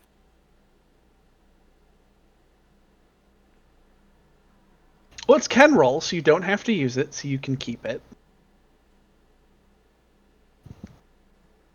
Save it for a rainy day, as long as it's within the next hour. A rainy hour. Something tells me you're gonna need it within the hour. Ubib, you're up. Alright, I don't have line of sight on anything at the moment, and I don't want to actively throw myself in front of a bear. Yeah, the flesh golem and the bear are having a slap match.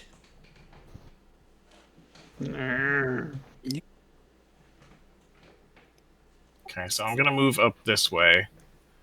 Can I see them now? Is that no? He doesn't count as being in between for being able to see for casting, right? You do see the flesh golem.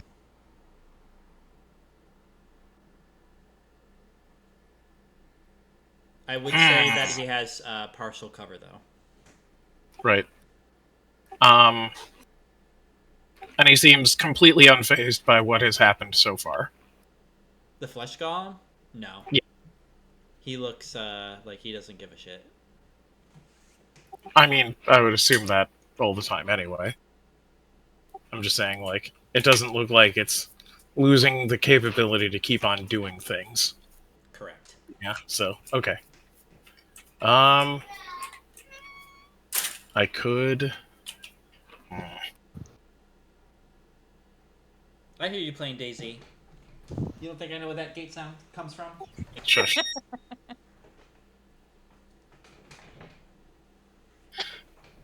Whatever.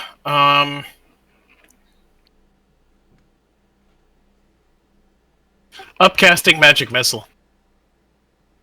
Upcasting? What is that? More bolts? Yep.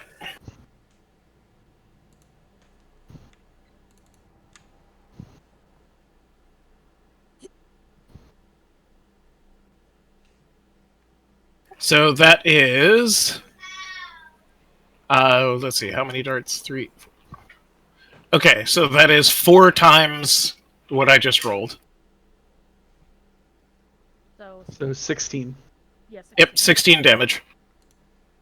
Well, those all hit, and he definitely felt those. Because magic missile can't miss. Magic missile can't miss, and he doesn't seem to like magical damage. This one visibly seemed to bother him. He kind of coiled back. It went into the void where his intestines previously were, and he kind of curled over like he got punched in the stomach and had almost like a, oh, I'm gonna throw up, but my intestines are on the ground already. Yeah, he didn't like that. Interesting. Anything else you'd like to do? I will also move back a bit in case it decides to charge. All right. Dinar, you're up. And don't forget your bardic die if you need it.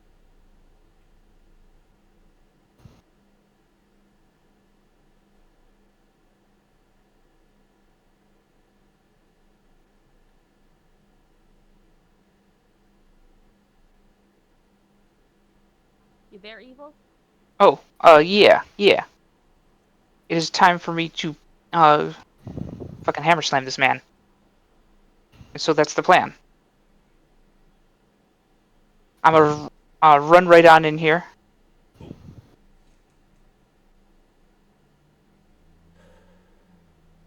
I'm gonna say that, just gonna beat this shit out of him. Before you go too far, Yeah, hold on. He's going to get an opportunity attack on you for running past the flesh golem. Which you can totally do, but he gets to take a hit at you if you want to do that. I'm just letting you know. Yeah, the flesh golem deserves it as much as anybody else. I'll give him a smack. Where's my smack button? Oh, he's saying that the flesh golem can hit you. I know, I'm smacking him. I'm smacking him Okay. first. I'm deciding not to charge past. Where? I've lost the button already. I'm bad at things. Under combat, and you just... I see that. It's just I've got so many attacks, and they all suck, except for the one that says flail on it. That one. Take that. whiff, Oh, whiff. no, you have a D6. You have a D6. Yeah, you- genius. Oh yeah, get a D6 about it. Use your die. It's technically. Will it stop the crit fail?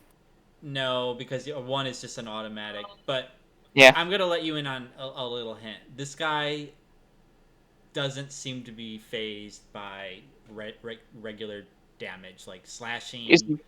Is he phased by perhaps, I don't know, the divine smite that I was planning on using? Oh, that changes things. I suppose I'm gonna have to help kill the golem before I go deal with the other man. Well, save the D6 for your next. I'll save the D6. I'm in the back. You can do it. Brum brum brum brum brum brum. Goes back Well, around the I corner. fumbled. What about next time, me? Well, now you know.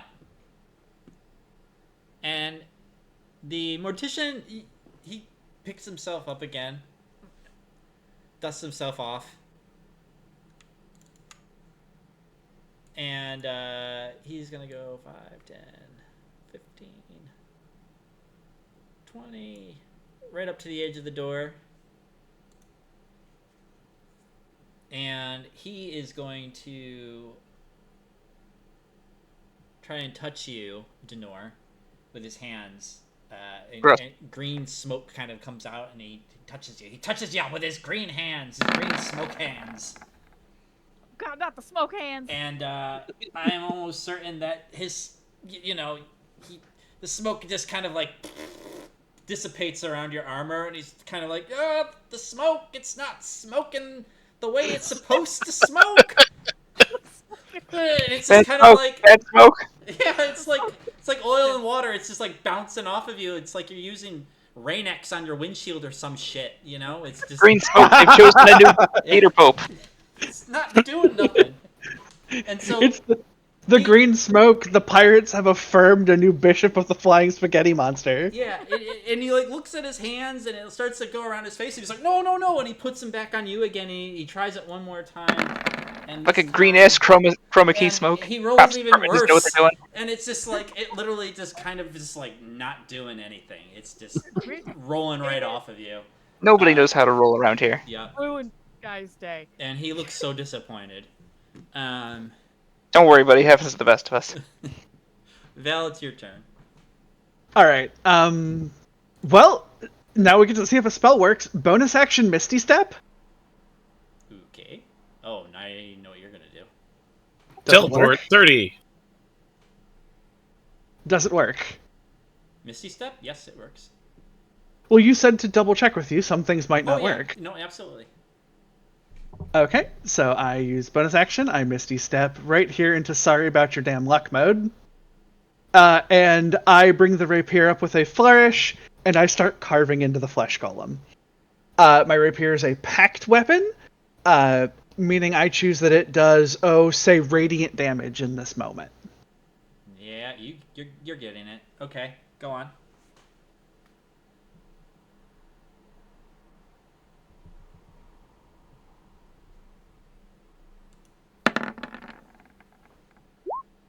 $18 hit. Yes, it does.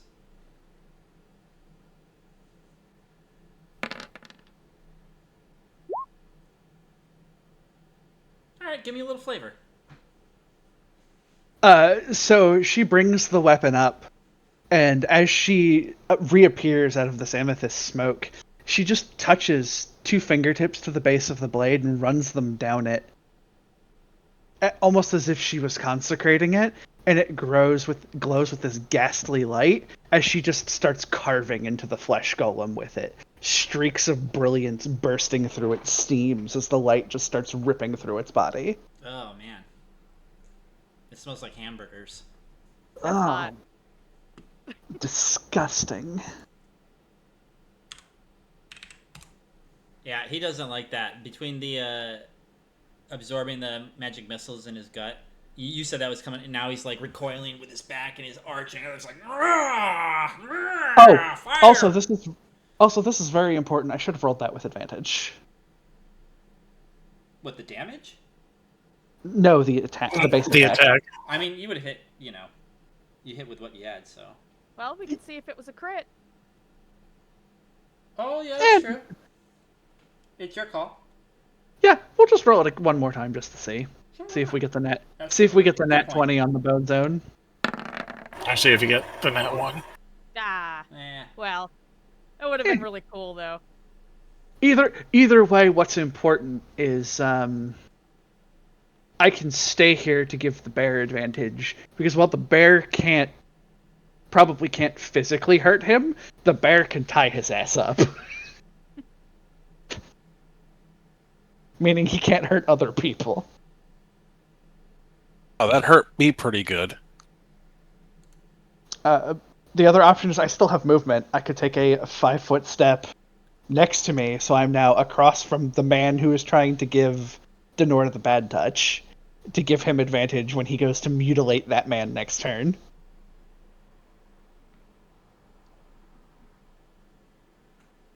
Miria, it is your turn. It is my turn. I suppose I will try and hit the golem.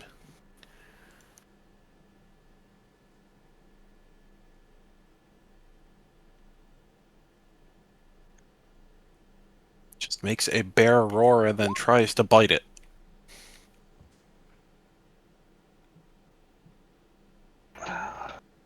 Which the 15 hits, correct? It sure does. Alright.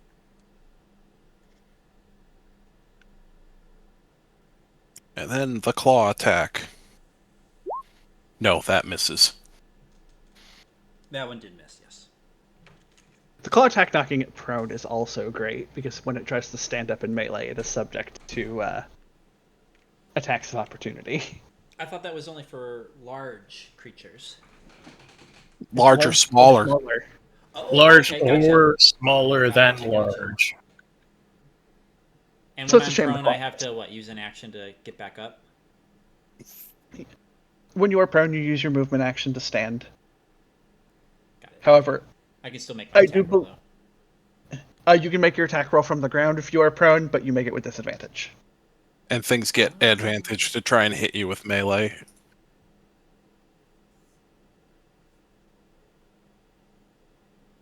Condition. Prone. While you have the prone condition, you experience the following effects. Your only movement options are to crawl or spend an amount of movement equal to half your speed to right yourself and thereby end the condition. If your speed is 0, you can't right yourself.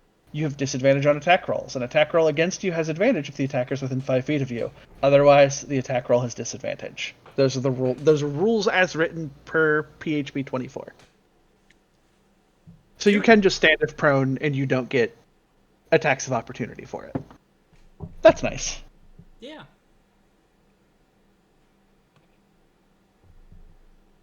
So you rolled a 15, which hit. And Yep. But that was with the bite, so not the claw, which would have knocked it prone. So I gotcha. So he's still standing, Mhm. and got a couple more cuts and stuff. He's looking less Frankenstein-y and more red mess. But yeah, definitely still still fighting. Ooh, this is very useful to know. Opportunity attacks trigger not just from movement, but any creature using its bonus action, reaction, or any one of its speeds to move. Meaning that if I was in melee range with him and I went to teleport away, he'd get to beam me before I poofed out. Oh, really? Teleport does make you immune to reactions. That's a 2024 change. These are the things I'm looking up now to make sure I have the rules right. This is how I am spending my turn. All right, so it's the Flesh Golem's turn, and he's going tit for tat with Miria, and he's gonna try to go on. Don't forget the minus 1d4. Oh, right. Here comes some slams. Oh, this is fantastic. He's not turning around to hit the one that's actually hurting him with the rapier. Thank God. No. I love stupid enemies. Bigger, better. Back pain, I stood up too fast. Sciatica. Fuzzy mean. And I'm Smash Fuzzy. I don't have disadvantage because I'm not prone. Nope. But I do have -4, so You got minus 1d4. -1d4. Miria, your that's 11. 16. All right, I do hit with the first one. Second one.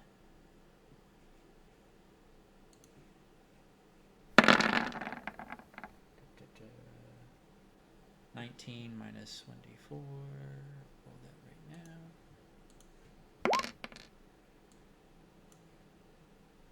Still hit. Yeah, still both hit. Yep. 17 ties AC? It does? A 19 minus 3. Is 16. And you have a... Oh, if it ties, 6. then the second one did not hit. But I thought you were... Oh, no, because you're in bear form, so your AC is not 11. It's 16, you're saying? Yeah. Okay, the second one did not hit. So only the first one hit, and you take 17 bludgeoning damage. Again, he basically reaches with his right hand this time and clocks you on the other side of the head. So, boof, boof, kind of just like, back, forth, left, right. That's kind of, what the big dum-dum's trying to do.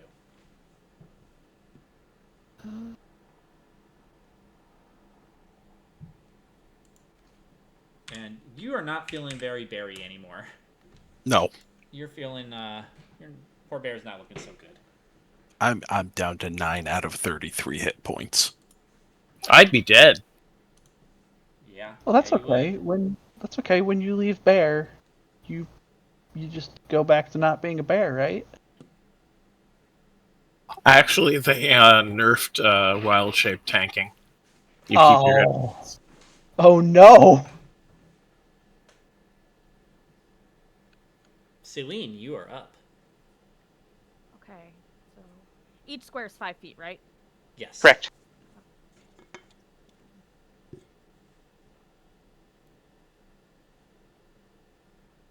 still see him from here. I am going to... I'm just seeing if this is something I have to roll for. Okay, no. I'm going to cast Dissonant Whispers on the Flesh Golem. They need to make a Wisdom saving throw with a DC 13. Okay. Oh, Ty no longer goes to the defender. What? An attack roll determines whether an attack hits a target. An attack roll hits if the roll equals or exceeds the target's armor class. Yeah, that's kind of how it always was, I thought. No, it's been Ty goes to the defender for a little while now. So now it's to the attacker? Yep, now Ty goes to the attacker. Which kind of sucks for all kinds of target roll things. Because that sucks for lower DCs and shit too. Yep, your bear friend ain't looking so well anymore. Yeah, if I took both those hits, I'm probably down. Now, I want to pause right here. Fair pause. I know you're like, oh shit, these enemies are really hard, right? Yeah, it's not. It's alright. We got it. But this is a special campaign, and you are totally the right levels for it. So just don't be discouraged by anything going on quite yet, okay? So, continue. Oh, I'm not discouraged. Okay. Yeah, no, we okay. There's just balancing learning new rules errata that we're not always familiar with. Totally. I'm rusty. I'm so rusty. So. I mean, I could have cast Chromatic Orb and done 4 times more damage. We have it auto save before we came in here. It's fine. Yeah, I haven't even blown a hex yet. Like we're fine. Like I still have another spell slot and I have options. I could pull some we've got plenty of options. We're okay. Okay. And besides, the bear's right next to the paladin, who might still have lay on hands. I don't know if the Oathbreaker still has lay on hands or not. I don't know if that's something you lose when you become an Oathbreaker. So, my turn? Yes. I'm gonna cast Dissonant Whispers on the Flesh Golem. He needs to make a Wisdom saving throw with DC 13. And he also gets minus 1d4 to that from Bane as well. Okay. Wisdom saving throw. Oh god. Wisdom on an undead construct. Let's just say he got a 0. Okay, I'm gonna roll it. Let's just say it was bad. 3d6 psychic damage. Oh, nice. Ooh, okay. All right. There we go. And you just kind of, you see like these like pink wisps and like these like shimmering lights around her fingers as she concentrates looking at it and just starts playing like this tune that everyone's heard. It goes da da da da da da da da da da da da da, and then and he just starts like banging his head on like the stone. Yeah. Like, no, they can stop. Never gonna give. Also, on a failed save, he must immediately use his reaction to move as far away from me as possible using the safest route. On my turn, did you say, or immediately using your reaction? Oh, okay. So right now, go. Which means you have to go past me. He has to go, but he's got to run away from 3 of you. Yeah, we gotta go as far as possible. Oh lord, how far can this guy go anyway? Oh, you can go 30 So you got to figure out their speed and figure out which way is going to be the farthest away for the least amount of opportunity attacks. Well, so here's the problem. With the large bear and Denor in the way, he can't get out that way. His only choice is to run away past me, meaning he's taking 3 opportunity attacks. I know, that's why I cast it. I was Which like, what's this whispers to? That's what we call tactic. Oh. Which means if the bear hits with the claw, he goes prone. Yeah. So he tries to do an about face and is gonna try to run away. And go ahead and make your. Oh yeah, hold on. So like, aside from me running away, do I take damage from? You took 9 psychic damage. Okay, yes, you did mention that. I'm sorry. 9 psychic damage. And he's running. Well, so before his movement starts, Let's see. Some... attacks of opportunity go off, Yes, because they do. all reactions kick in before he actually moves. That way, if like somebody had mobility, that would turn his speed to 0. That's how they account for that. With that, why doesn't Sorry. Miria go first and see if Okay. you make See if we get. Yeah. I agree with this. Maria, don't forget you have advantage. Oh, okay.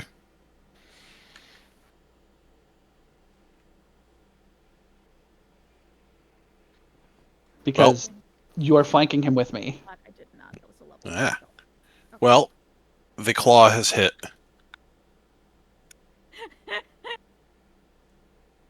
Love this for us.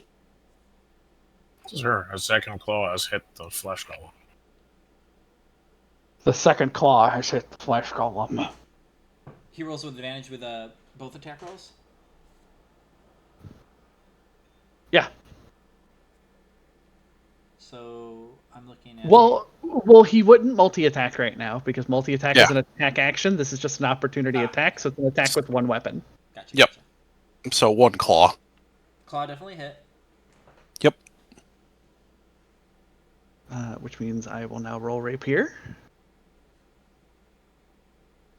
So now he's With- he's prone, correct? Yep. All right. So he's like goes to turn around, and you kind of just like using like your hind leg, you kind of just like use your hind claw, and you just trip him up, and he just falls right in his keister. That's a 12. That hits. Thank God, golems and their low fucking AC.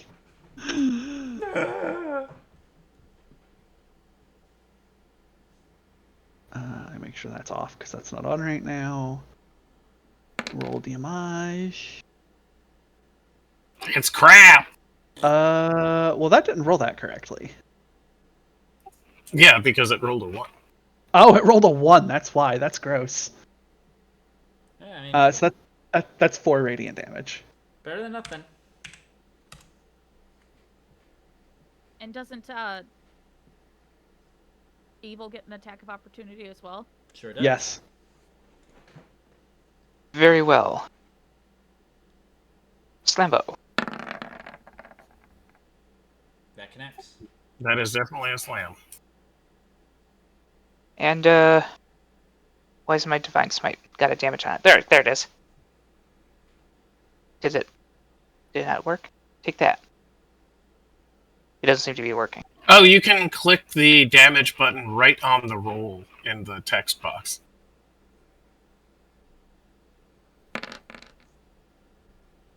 Yeah, but that's flail damage. This thing doesn't take, flailing damage. Well, you gotta Hey. hit it with a weapon to do the opportunity attack. Oh, I guess I can't attach a smite to an opportunity attack. Yeah, it's just a reaction attack. Ah, well, get bludgeoned on. That's pretty good. It's like bonk. I mean, you know, doesn't do any hit point damage, but it didn't help him either. But Flails make it so that they got disadvantage on any next attacks. Right. Okay. Yeah, the flail mastery is still important for helping to keep our burr alive.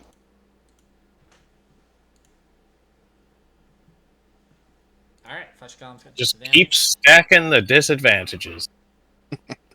Everyone got a turn at poking the Flesh Golem.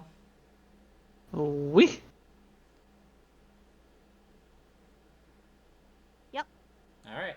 He's running. 5, 10, 15, 20, 25, Well, 30. prone bear claw. Oh, Would it right. be half because he was prone? Right.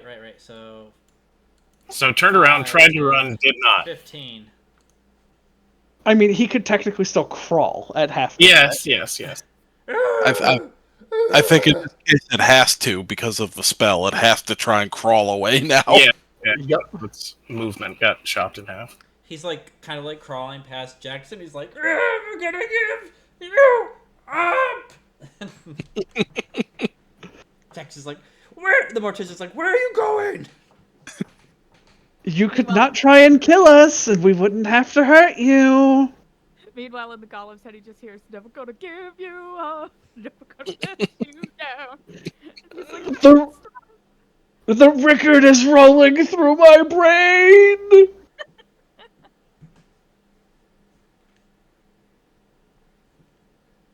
So that was Celine's turn. "That was a good Ubib. turn for me." Oh no, it's me. Oh no, it's you.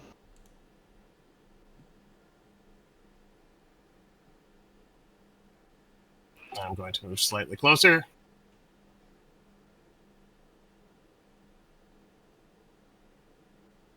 And,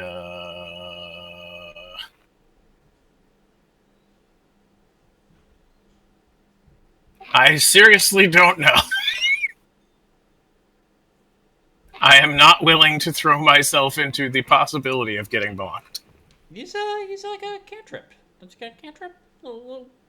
Yeah, the acid splash, and I don't want to hurt them.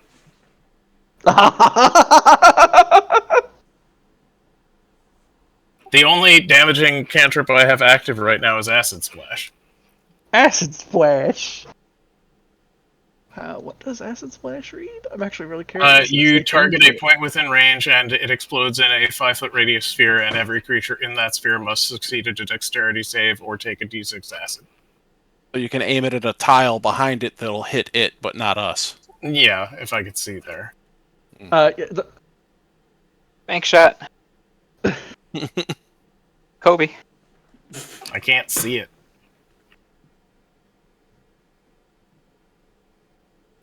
Nope, can't see. So, hold action, acid splash, if I get something that's not going to be dumb and cause all of them to have to avoid taking acid damage. All right, you tell me if that's the case. If you want to spring. Okay. All right, That's it. Denora, you're up. Alright. Well, now I get to fucking smack him with a divine smack. So here, have a smack. Well, the golem is gone. Are you hitting? Oh. Are you hitting the mortician? Am I stupid?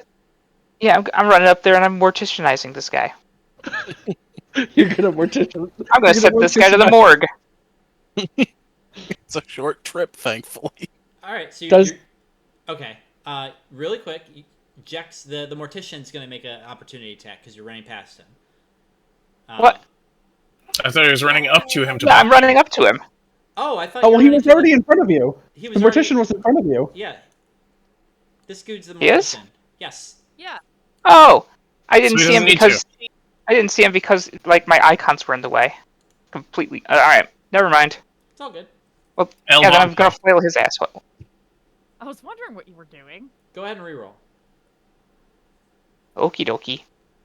I mean, it's the same thing, so he's gonna get an 11 about it. But now I can use my D4.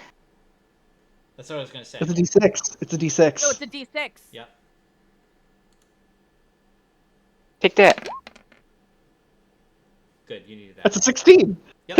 All right. You connect. Slap. Kabunk. Yeah. El kabunk. This poor fucking mortician, man. Be punished, evildoer. Yep. So, yeah, you basically take. He's got that wax green jaw, and you fucking flail that shit right off. So he's basically just a set of top teeth.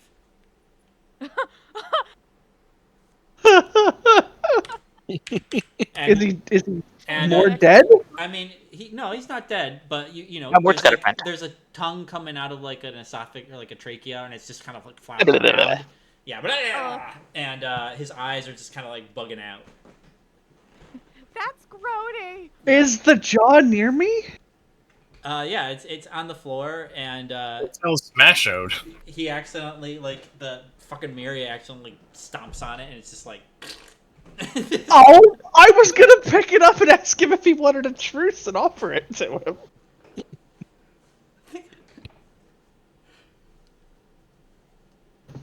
His eyes, he just kind of like looks at you and like they're bugging out, and his tongue just kind of like wags at you.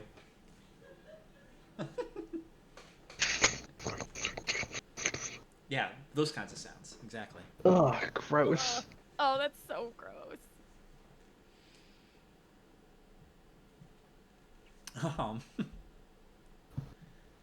That Now was- it's his.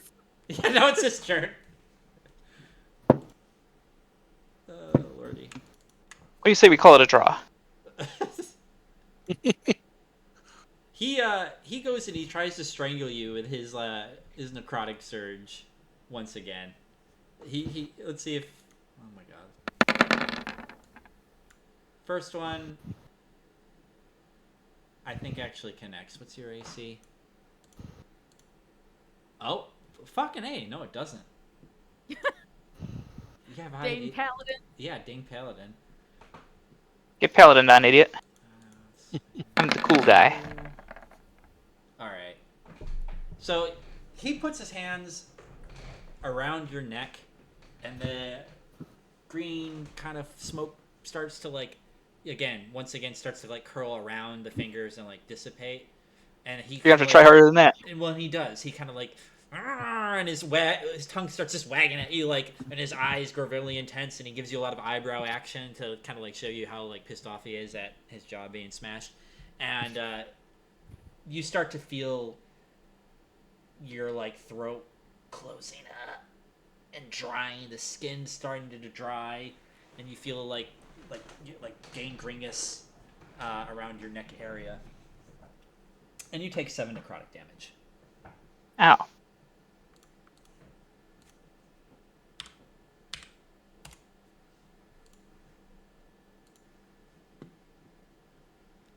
And Val, you're up. I look at you like, do you need a hand with him? Do you have that covered?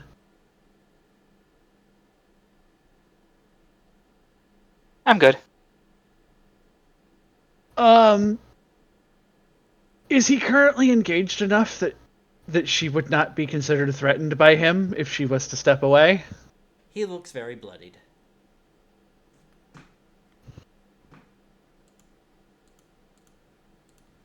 I think the main question was, will he get an opportunity attack? Yes, he would get an opportunity attack.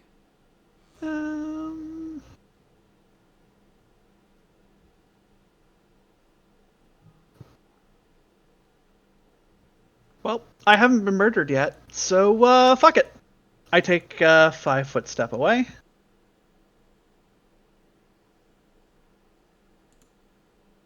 He can make his attempt.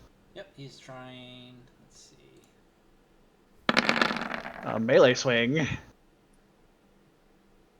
What's your AC? My AC is a 12. 13. Oh, I have it as a 13. It's a 12? Oh wait, no, you're right. It is a 13. Alright, I don't have my armor equipped. Alright. Hold on, let me fix that. There we go. Now it's correct on my character sheet. So yeah, he goes to send a green ball of smoke at you, and it whizzes by. So she steps away.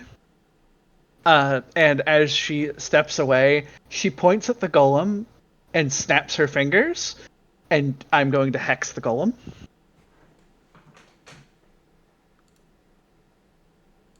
Choosing Constitution.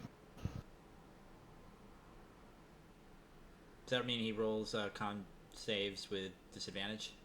Yes. Boy, this guy's got a lot of debuffs. Yes, he does. That's what we do, baby. Heck yeah.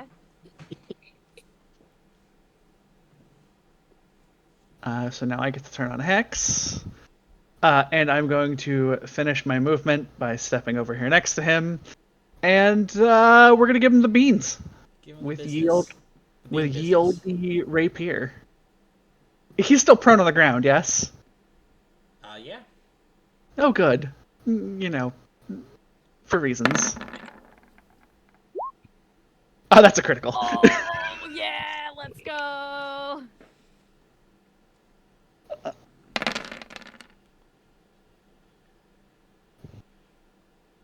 Good hit too.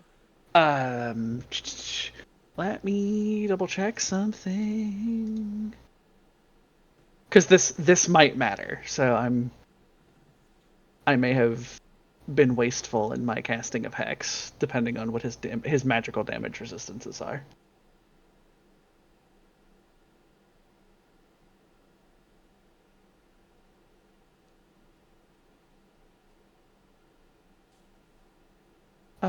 Okay, yeah, no. So that is 16 radiant, 3 necrotic.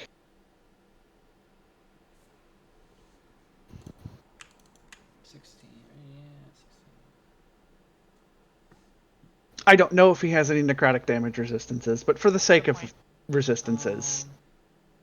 No, I just want to see if he had any, like, yeah. Alright, so it's like 19 straight damage. Yep.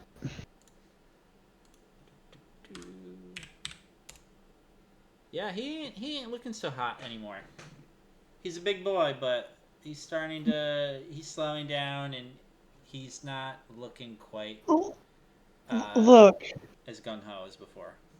Look, if you surrender and get your boy over there to calm down, we don't have to do this. We're as confused as you guys are. We woke up on a set of slabs and don't even remember our names. Can we please not? You seem like a fair enough fellow, even though a lot of your guts are hanging out.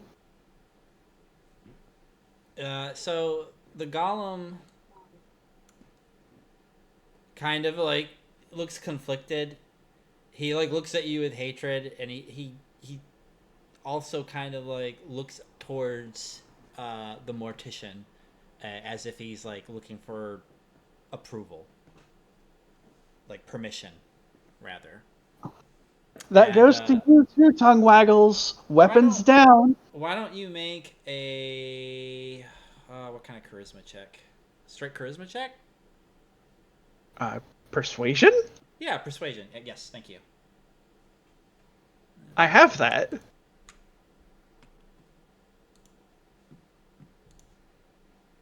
Rolling against 19.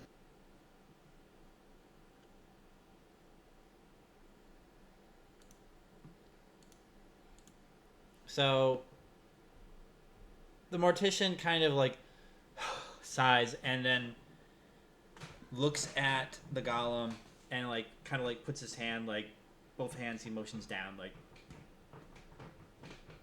and just like he's like waving his hands like no more, you know, but he's not like, he's just kind of gurgling at you.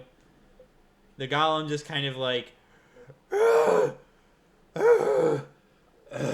and he kind of like starts, just like lays there and rests. And so like you just see him kind of like breathing in and out, sort of. I'm going to cancel any concentration effects I have on him. All right.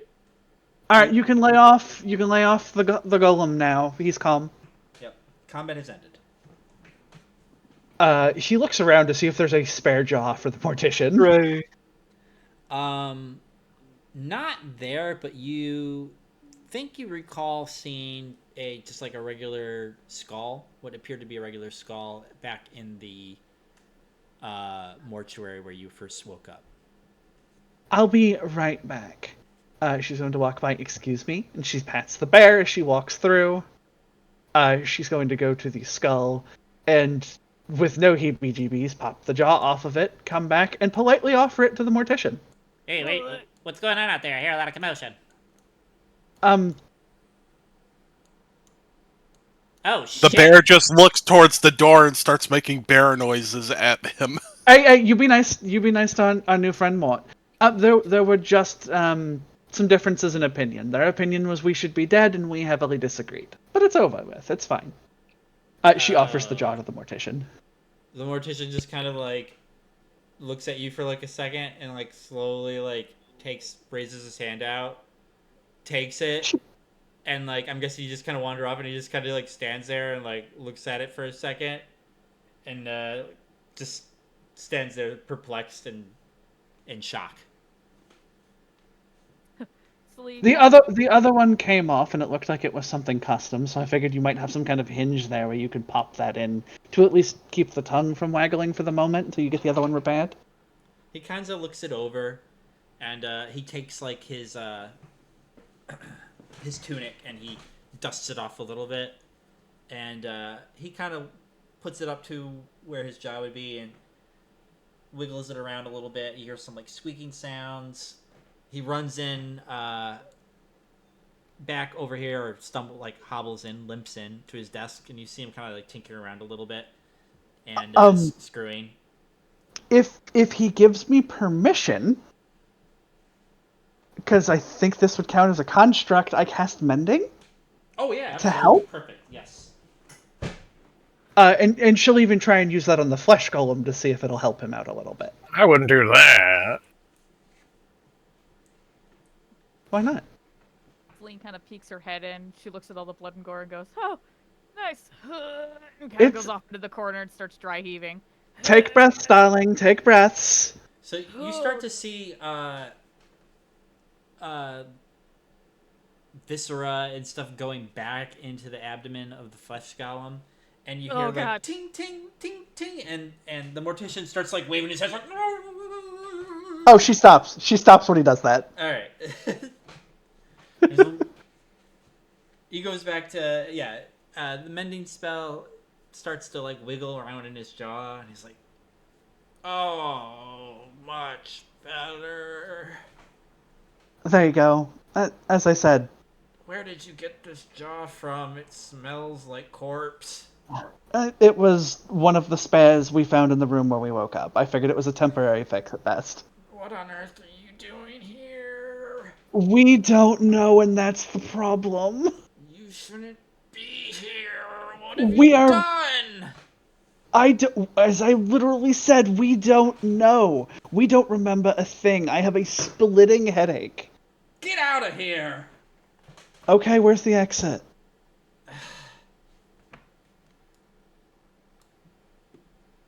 I'm also amused that he's complaining that the jaw smells like corpse when he was literally arm deep in a flesh golem. Look, that's the irony, and it's hilarious. I love it. She gives the flesh golem a pat. Like, sorry, buddy. And he kind of okay, closes in fear. No. Bad lady! I'm sorry. She kneels down. I'm sorry, my friend. I was just defending myself. You're very ferocious, though. Very scary. He's like, I can't be seen with you. Do you know how much trouble I would get in? You're not supposed to be here. However you got in here, go back the way you came. You're not listening. We woke up in that room. We don't know how we got there. Where's the exit? He looks like, what room? The room... The drawer room? Where? Yeah. Back out your door, look to the left. If you're in there, you're dead. Yeah, we're not dead, apparently. Look, I don't even see any wounds that would indicate I was dead, which is why this is really fucking confusing. She looks at him. Somebody made an error. Not you, but somebody. He looks just nervous and just tired and annoyed, and he's like... Just tell us where the exit is and we'll leave. You need to go through the crematorium. Go through the crematorium, okay. And then after you exit the other side, just you make a right or a left, but keep going down the same direction. All the way down, and make a hard, like when you get all the way down, as far down as you can, go left, and then that'll lead up to some steps, okay? Sounds good, bye. Alright. Right. Don't touch any levers. We go out through the crematorium. We go down to the end. We can go either right or left, but we work our way around, and then there's some stairs up, and we can get the hell out of here. Okay, let's go. Hold on. Aria goes out of bear form, holding her head. Ow! Do you have any kind of magic you can use to patch our big bear friend up, little miss? I do. Oh. If you could be so kind, then, sir? Very well. As soon as I find my character sheet. I just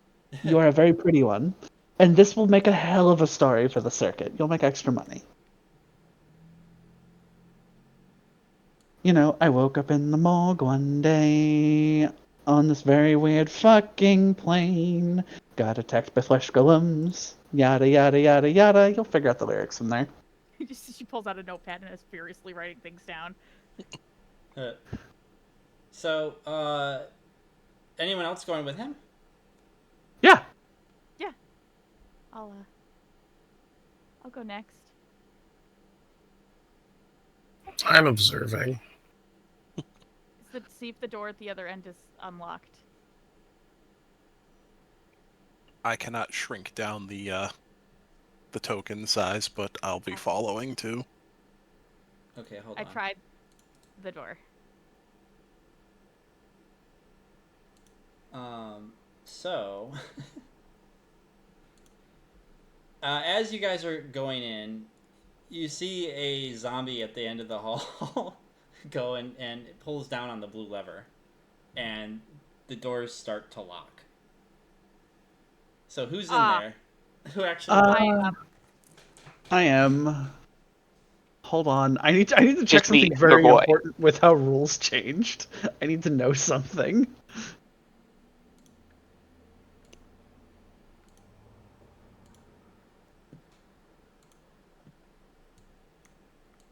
And All right.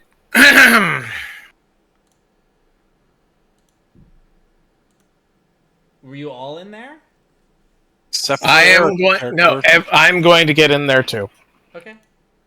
I'm going to get in there too.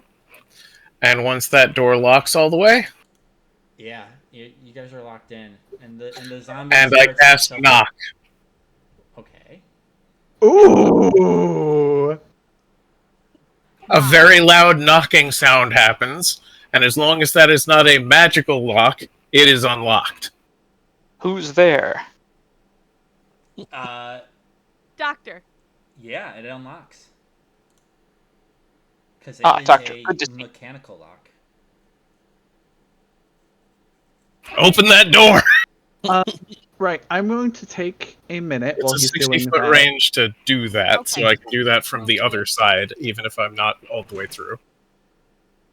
Move to take a minute. Break time. Union mandated break. Yeah.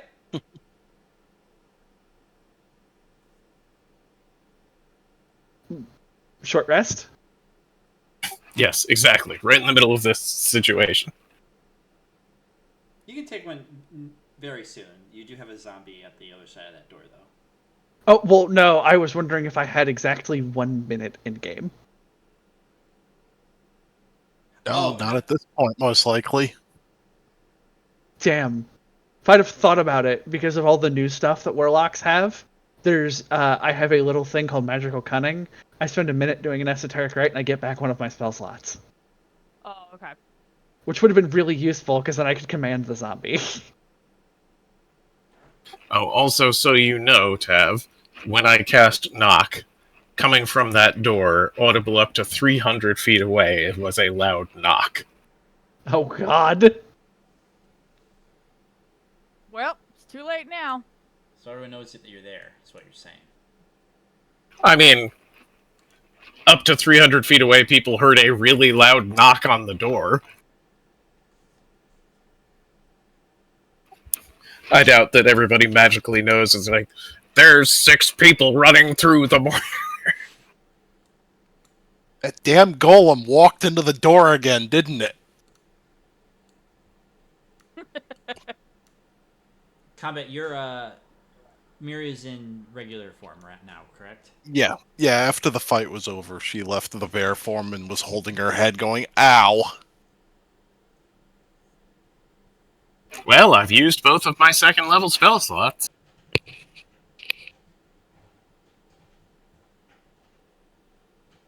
I gotta say, though, that knock was a really good use. Yeah, if I had the slot, I would have going to command the zombie. So, open the door and get out. Yeah. Whoever's at the front, I think we're waiting for everybody to get back. Yeah. Heal. I think someone took a bathroom break. Oh. I'm going to go do that really quick then. Sorry. Absolutely. Same. Everybody, tinkle break. Go pee. We still got a good I hour do get to pee 15 and before we're done get for to the pee. evening. Also, thank you for Planescape. This has been a blast, and these characters are very fun together. I'm excited. Yeah, I was. Planescape is weird, and I will share. I know some of you have played before, apparently, but the more I've like dug into the lore of it, I'm like, oh, this is like bizarro D&D. I like it. Oh yeah, It's Planescape is fucking great. It's all like metaphysical and yeah, it's interesting. I'm liking it. The more I'm learning about Oh, it. by the way, just so you guys know, my character is 7 foot 10 inches tall. Wee big. Oh my god, so you are very tall. I have to say, I love our character art this time around. She looks at the bard and goes, and I do love your hair color. Your hair's so pretty.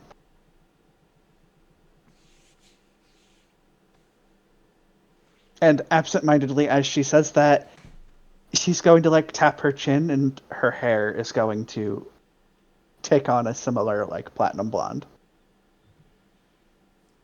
Mimicry is the greatest form of flattery. She's not doing it on purpose. This is her accidentally realizing that she can cast Disguise Self at will. Okay, I'm back. Welcome back. After a second, she cancels it and goes, that was weird.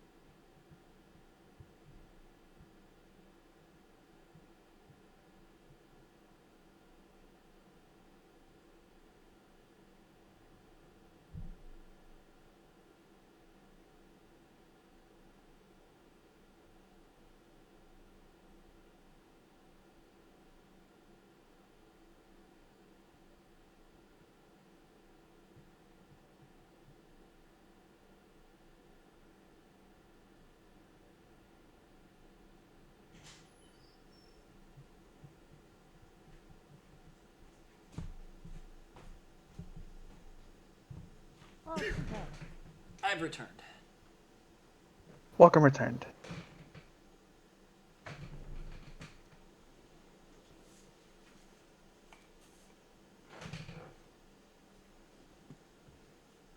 Oh, you weren't there when I did something silly. What? She said your hair was very pretty, tapped her chin and not thinking about it, disguised selfed her hair to a similar color, and then went, that was weird, and dismissed it. You're like, should I go platinum? Nah. Well, no, she didn't even realize she could do that until she just did it, because she gotcha. doesn't remember half of her stuff. No, it looks better on you.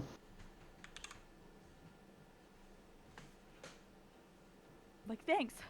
I really appreciate all these compliments. I can't wait to see what I actually look like. You're very pretty.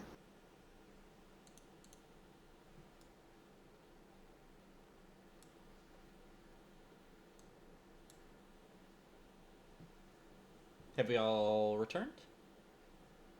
I think so. I think we're Yeah, all I'm here. back. I'm here. Yep, everyone's here.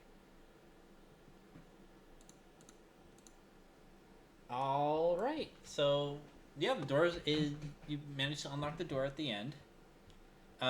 You see the zombie at the end, like kind of like "Argh!" He's like pulling on the red lever, but it's like jammed. And Excuse us, buddy. and he like goes back. Say again. Excuse me. So sorry. Pardon. I'm saying pardon me to the zombie. Pardon. Excuse me. And he's just kind of... As long as it isn't going to actively try to bonk us, we're just going to ignore it. No, he's confused, and then he like looks at you, and then like looks back down towards it, like the open end of the crematorium, and just seems perplexed and keeps like pulling on the handles. Right. Come through before the handle gets unstuck. Yeah, everybody, it's time to go.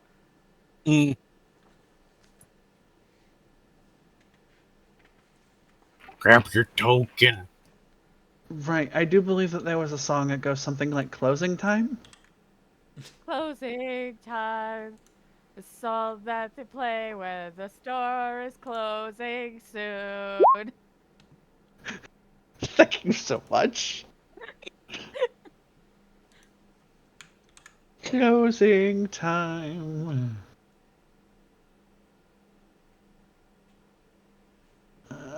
Make sure we all go the same direction. We were told we could go either left or right. It doesn't matter. I say right. 'Cause I'm That's closer because that way. that's the way we've already stepped. Exactly. I'm glad I'm making the correct decision. I'm just getting out of here. I don't want to play the game of get caught in here when we're not supposed to be in here, apparently. So are we all heading the same way? I'm definitely not. Yep. Miria, make a perception check for me. Okay.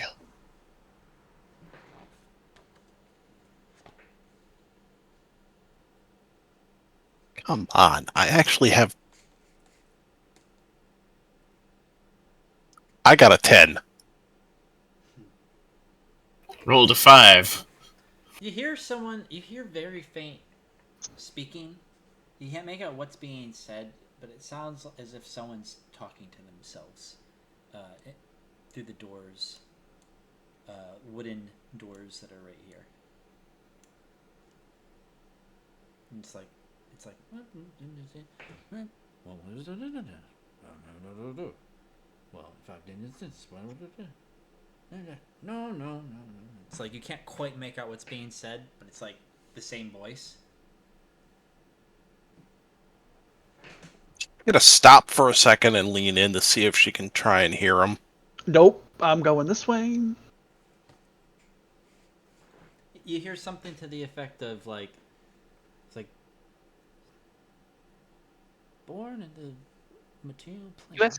so lived a wonderful life and had plenty of someone. They were a long worshiper of the god of you, and you can't quite make out the details, but it sounds like he's reading obituaries. I don't like that. I'm going to leave now. Maybe he knows who we are. Yeah, but all of you guys left already. No, I'm only around the corner. Yeah, we're about 20 feet away. Quick question though: would the guy in that room have heard that knocking? Yes. Probably. It was a loud knock, audible up to 300 feet. Yep. If he did, he have come to investigate it. Apparently not. He is enraptured in his project. Just a question. That guy's busy. Considering that door is like 10 feet away from this door. That was at that rate, it was a fucking sonic boom reverberating the door next to him. I'm never gonna get all this work done. I don't know how. The backlog is huge. Oh, he's just working. Yeah, I'm not interrupting that. Oh, look what I see! And I point to the stairs at the end of the hallway. Yay! I found stairs. We can leave now. Guys, it's this way.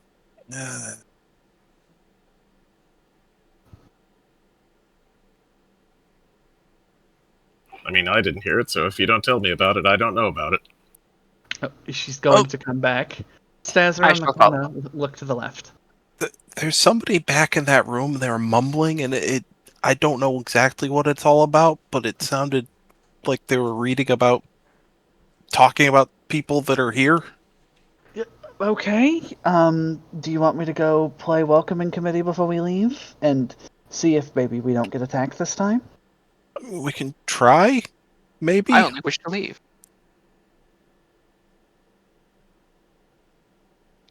I mean, any information about us is good information to have. I sure would like to know who the hell I am. Okay. I'm going to go over to the door. Does the door have a knocker or a service bell? It has like a hoop, kind of like handle that you could serve as a knocker.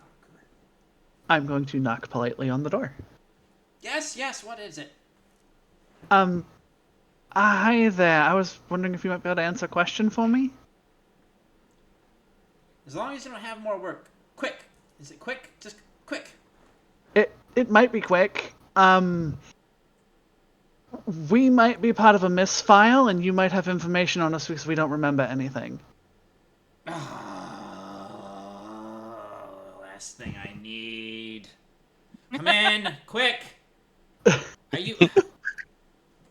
And you see a floating feline skull with gemstone eyes hovering above an aged desk strewn with elegant stationery. Deep in thought, the skull chews a black fountain pen in its ink-stained, bony fangs. A sea of crumpled papers is strewn throughout the chambers, and dusty scrolls line pigeonholes along the walls. Is there anything we can do for you while we're here? Good, another floating skull. Oh, Yeah, that's an efficient workforce. are you good? Are you a good writer? Are you good with words? Yes, sometimes. What are we trying to do? We'd be good with work. I lament the situation I'm in. Look at the backlog. I have all these obituaries to write. I'm so behind schedule. You handle writing the obituaries for all of Sigil? Yeah, exactly. Do you have files on the people you're writing? She's like, do you have eyes? Look around. I'm overwhelmed with files. Okay, I'm going to be more specific here. We just woke up on slabs in the other room and were very clearly not dead. So we are wondering, and we don't remember a damn thing. I don't even know where I came from. So I will trade you. I will help you write some obituaries if you might have some files that can tell me who I am. She Fair pauses. She just kind of just like sits there for a minute, pauses. Look at it this way: if you have stuff on us, you don't actually have to file it because, ta-da! Yeah, and I will help you do some work. It's only fair. Oh, you're clueless. You just got here. I can already tell. Literally, we Correct. just woke up on metal slabs back in the crematorium. There was a very, very angry mortician upset that we weren't dead. Yeah, we were where we were supposed to be, and as you can see, not dead. I tell you what. I need a brief epitaph from a member of the Doomsguard who drowned in a bathhouse yesterday. I got a little something, but I'm coming up empty. All right, give me what you got. I'll help you punch it up. And he kind of like comes over and he shows you. I don't have anything. He shows you some paperwork with just like it's terrible. You don't know how the guy got this job. If you had some flavor for that, I'd be welcome to hearing it, and I might consider some inspiration. If not, you can just do some dice rolls. Okay, a member of the Doomsguard who drowned in a bathtub. Give me collectively. If I get a line or two that rhymes, I'd be very happy as a DM. Ooh, okay.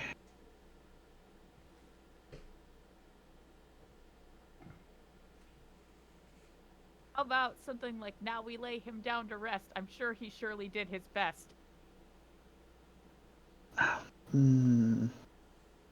That's fine and all, but it doesn't get to the character. He No. Rub-a-dub-dub, a Doomguard in the tub. That's actually pretty good. Extremely respectful. Yay, God. Now the ground must make some room, for now the Doomguard met his doom. I like that. I like that. I like that. All right. Let me see a persuasion or performance check, whichever's higher.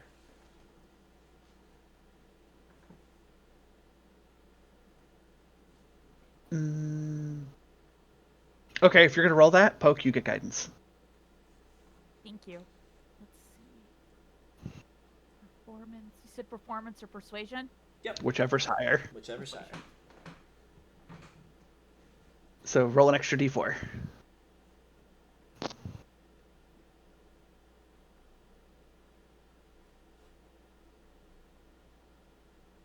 Still a 13? Yeah. Terrible. Well, they can't all be winners. Someone else give me a line. This man was doomed. Real poet, ain't ya? More to that, or that's that the whole thing? It's I am not much of a few charisma words man. you are. Yeah, you're man. A few words over there.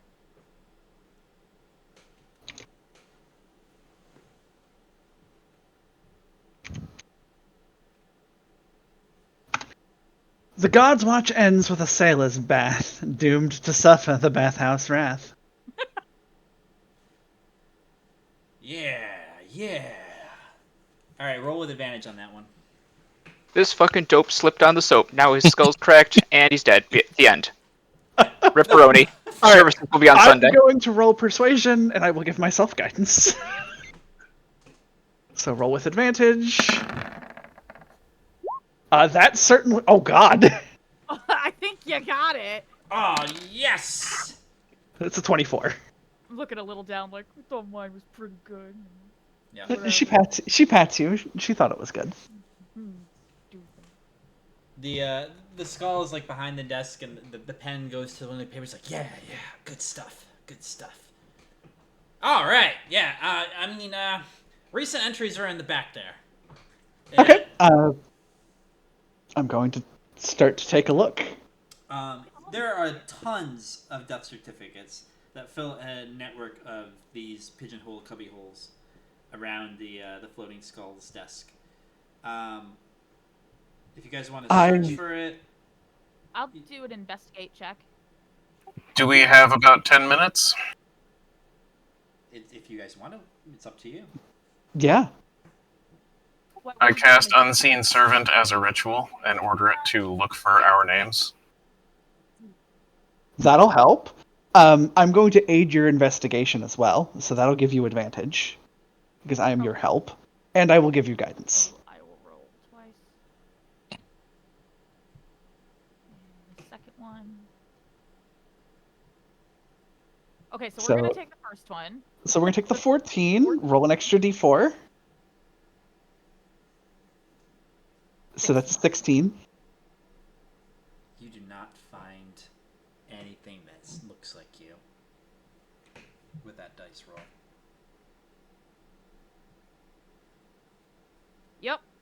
Yep. All right, let's switch eyes. Paper, all right. Yeah, let's switch eyes. Let me try. I guess. Okay, I suppose. Yeah, go for it. Does expertise give you advantage? I don't even remember. No, expertise doubles your proficiency bonus. Oh, okay. So expertise gets real stupid at higher levels. Well, I have expertise in investigation, and of course I rolled a 4. Yeah, that's how it goes. I'm going to roll this poorly. Let's go. 1d20 plus 1.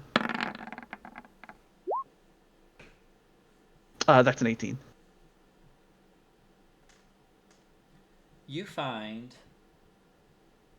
what you are pretty sure are your death certificates, including your names. And you hand them out to each corresponding party member as you find them. Yeah. And yeah, sure enough, you see like accurate descriptions. Appears like you were all brought in around the same time, not too long ago. And what's interesting is the one thing that's missing is your cause of death. Huh. But you know your name is Valeria, and it does sound familiar, but it still kind of feels a little unfamiliar to you. At the same time, it doesn't feel like you like, oh yeah, that's it for sure. It's like, oh okay. Val. But you have one small piece of the mystery. All right, you got another one? Another what? She primes up the skull. You got another one you need? Wait, did you find just her death certificate? No, she handed them out to everyone. Okay. Yeah, she did. And the entire time while she's been looking, she's been shooting the skull like pithy comments to help out. Oh yeah, he's he's kind of like he goes right back to work basically as you guys are rummaging around, and every now and then he'll be like, just make sure you put everything back where you found it. Of course. I will not ruin the organization. I got a system, all right. I Oh, know yeah. I know it looks like piles, but it's a system, okay? Yeah, it's your personal chaos and no one else's. It's none of their damn business how you store your stuff. Would like all our memories come rushing back, or is this just like a basic? The name kind of feels right, but maybe not. It's weird. You're not used to having it. Yep, it's basically description, size, weight, hair, eye color, possessions found on person. Oh my god! It says here that I've got a mace for an arm. Okay, here's a question. Yeah. Does that. Val's hair and eyes say a different color than they are currently? They're not blonde. Because you changed your hair, didn't you? Did you? Well, her hair is naturally dark, but I'm wondering if when this certificate was signed, if she was under a disguise spell or not. So she's curious as she's looking at it. She made it blonde and then dismissed it just as quickly. Like, no, this doesn't work. At least it doesn't work right now. She needs the right outfit and the right makeup, and she doesn't have any of that with her, and she doesn't have a mirror, so it's not going to work. Oh, I have a mirror. And I take my mirror out of my bag and I hand it to you. I do actually have a mirror. I might actually also have a mirror. I haven't actually looked through my... Well, perfume will help later after we've had a chance to have a bath. Which smells like jasmines and lavender. Ooh. Did you get my message, Tablet? Oh, I didn't. I'm sorry. 1 second.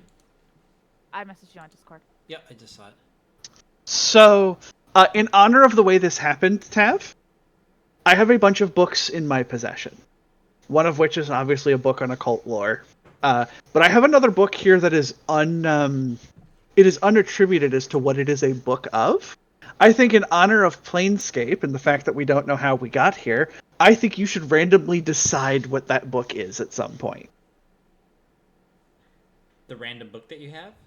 Yeah, I have a random book for my starting equipment that isn't attributed currently. All right. Let me think on it. Yeah, no, it's not a hurry of the moment. It's when you think about it.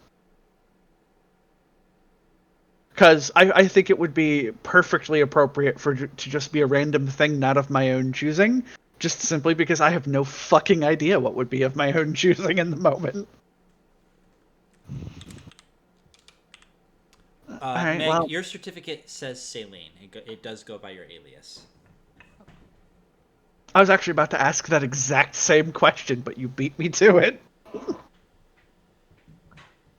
Thank you. Mm-hmm. Right. So okay. I'm looking over it, and I'm like, Celine, okay. And I go through my bag, and I pull out a mirror, and I look at myself. I mean, like I've tried to take in all the details to see if like anything comes back to me. oh, I mean that works. You are a little moonbeam. She says with a grin. No, not really. I'm sorry to say, nothing outside. It's like the name feels kind of familiar, but also like false. You do get the sense, given your background, that not necessarily an alias, but it's just like, this is a name I go by, but it's not me. You feel you feel that contradiction somehow, but you don't quite understand it. I So try I'm not to make that known, and I say to myself, "At least I'm beautiful," and I put the mirror back in my bag. You really are. You're not allowed to get awkward when I compliment you. She is going to pull out some parchment, ink, and a pen, and she is going to transcribe the death certificates into copies, so that way she can leave the originals with him. Because she's assuming she can't take them. Of course not. Do you These mind are if I all take? notarized official forms. Yeah, this is really strange. We're not actually dead, so this is kind of... Look, there's not even a cause of death on here. Sure, you're not. Clearly fraud. Look, there's not even a cause of death on here. If you're in here, you're dead. I'm not even really talking to you. I'm probably just imagining you right now, and I'm a genius, and I'm the one that came up with these good lines right here. So get out of here. You're not supposed to be here either way. Okay. He's got a pretty good point there. We might be dead. Yeah, we might be dead. She says with a chuckle, but between my forger's kit skills and my ink and pens, I'm... Do you need me to make a roll to make a quick copy of these so we have them for personal notes, or... Nah, you don't have to roll. You can just make copies. That's fine. Okay, so she makes quick copies. I'm She assuming puts while you were like helping him out and giving him a couple lines here and there, you were also like making, making your own copies, and he wasn't like hassling you because you were helping him. So Exactly. The service is received, the service is rendered. That's how this works. I say we all group back into the hall and actually introduce ourselves. That's a good idea. Yeah, we're gonna get out of here. Let you do your thing. I'm technically not allowed here, but if my imaginary self happened to pop up and give you more pithy lines from time to time, would you care? you're not real. I'm not talking to you. I'm just a genius. But yeah, if you like helping me out sometime and you can get here by means I don't care to know about, sure. Yeah, sure. She walks out the door. She finishes that transaction confirmed and walks out the door and lets it shut behind her. So that way everybody bye. can actually get an opportunity to actually introduce our characters, because we haven't really done that yet. But go ahead. Yeah, she now hands out everyone's death certificate to them. She goes, "Here you go, Miss Miria." Thanks. And Mr. Nahid? I'll take it and read it as he walks, because we need to leave. Yep, and then she goes over to Mace Man and gives him his. Right, Thank you. down the hall, hang a left, straight up the stairs, is what I was told. Stay with me, Moondrop.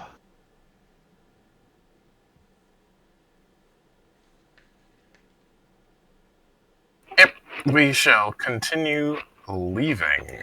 As Celine, you would notice that she has now decided that that is your pet name. I'm choosing to accept it. Alright. Are y'all going together up the steppy steps? Are those stairs ups or downs? They are going up. Uppies! And as you ascend, you see a little bit of light. You couldn't possibly move to the next area without your friend Superfly. Anybody? We're missing Come the on. paladin. I'm moving them up. You must gather your party before venturing forth. I went with... I don't know if you've ever played or seen this game, but I went with Daikatana. Nope, I don't. Nope. Daikatana is what happens when John Romero, who's one of the lead level designers for Doom, gets to make his own 3D first-person shooter, and the game is janky and unhinged as fuck. Also, when you have a publisher that is just like, do whatever the hell you want, and then assigns the most absolutely insane marketing people to it. Yup. which is really telling because John is really good at making Doom levels. Sigil 1 and 2 are both great examples of that for modern iterations of his work. John Romero is a fucking genius for Doom levels. But Daikatana should never be remembered. But yeah, let's go upstairs. Out into the light. Alright. So. Oh, as we're walking down the hall, considering we've just gotten out of a fight and there's been blood and gore and probably ash in the crematorium and everything everywhere, I prestidigitate everyone so everyone looks clean and tidy when we're going up the stairs, because obviously we were never in here because we're not dead. Well, that's handy. So I feel better already.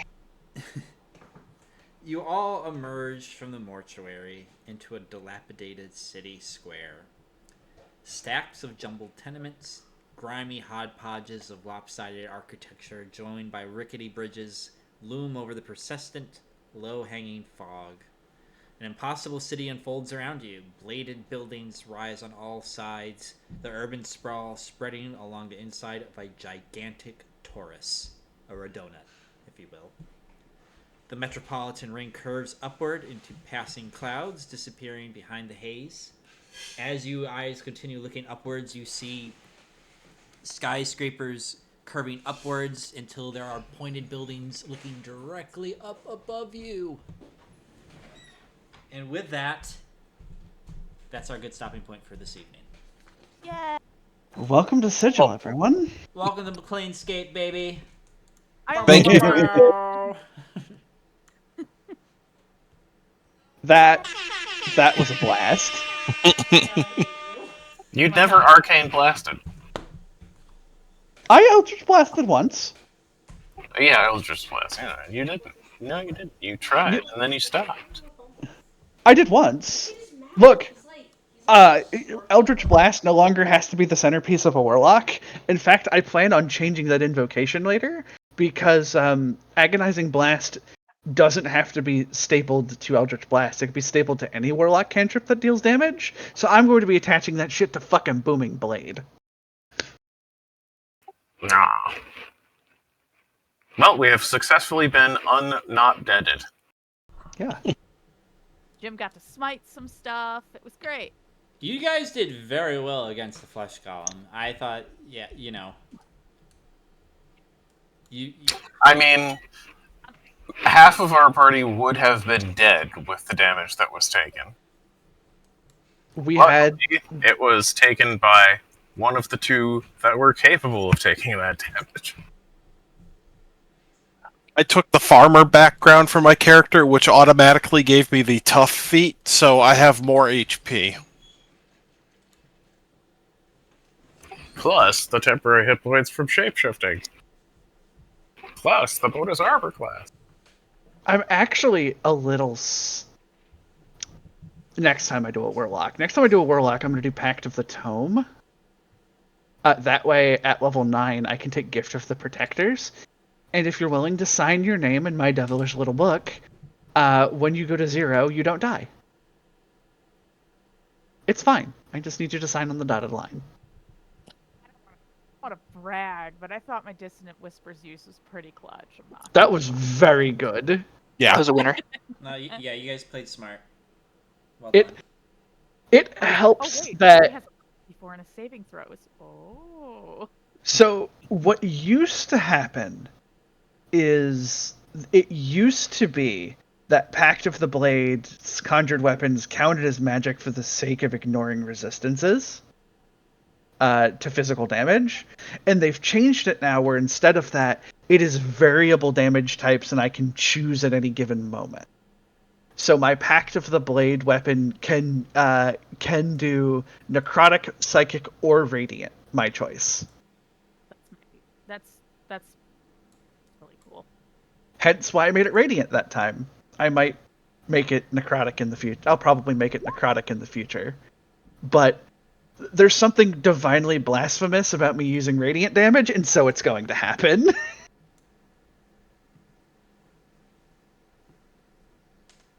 Thank you, because I've played enough You're Shin welcome. Megami.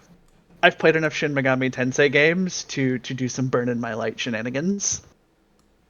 So just some quick notes. I will be uploading eventually this evening session onto YouTube and then sharing it. I will also, now that the reveal has been of what the setting that we're playing in, I will start sharing some good lore. I will also start sharing what came with it? The Sigil in the Outlands setting guide.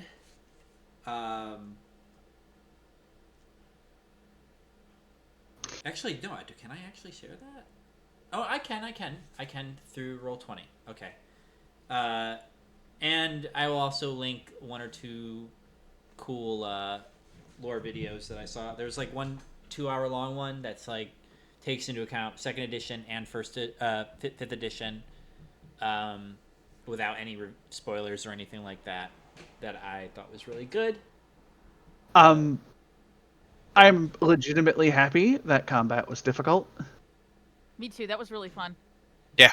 So I was concerned. I need to emphasize that you're 100%. You're supposed to start at level 3, for this specific thing, and yes, your baddies are going to be hard, and that is normal.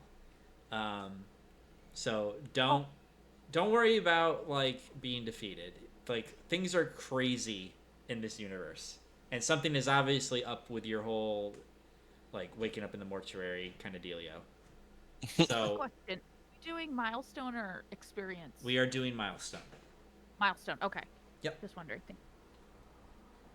But I am new to Planescape. I think it's a pretty cool universe. It's very, and it's also open ended. It's like eventually you guys could literally go wherever you want in like D&D, Yeah. potentially. So like if you're really hating shit and you want to like go somewhere, you could probably figure out a way to do it. I mean, we need to go stop by Avernus, so I can start collecting soul tokens. No, we don't. Yeah, we do. We've already been to Avernus, but yeah, you can totally go to Avernus. Yeah, the first like 2 things that he ever ran was Descent into Avernus through Baldur's Look, Gate. I'm actively waiting for my patron to show up here in Sigil going, where have you been?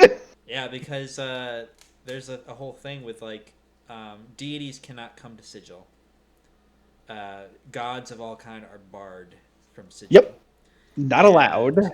One thing with warlocks is, or like if you had a familiar that you were drawing from a different, let's say the material plane or something like that, they would be disconnected in a way. And so sometimes magic works a little weird because of, again, the city Sigil being something of a cage.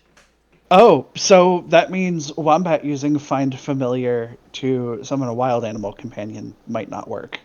It might not work the way you think it will work, is what I'm saying. Oh, you're gonna get an extra planar puppy friend! You don't know that. Puppy! No, it's canon now. It's canon. We're getting a puppy.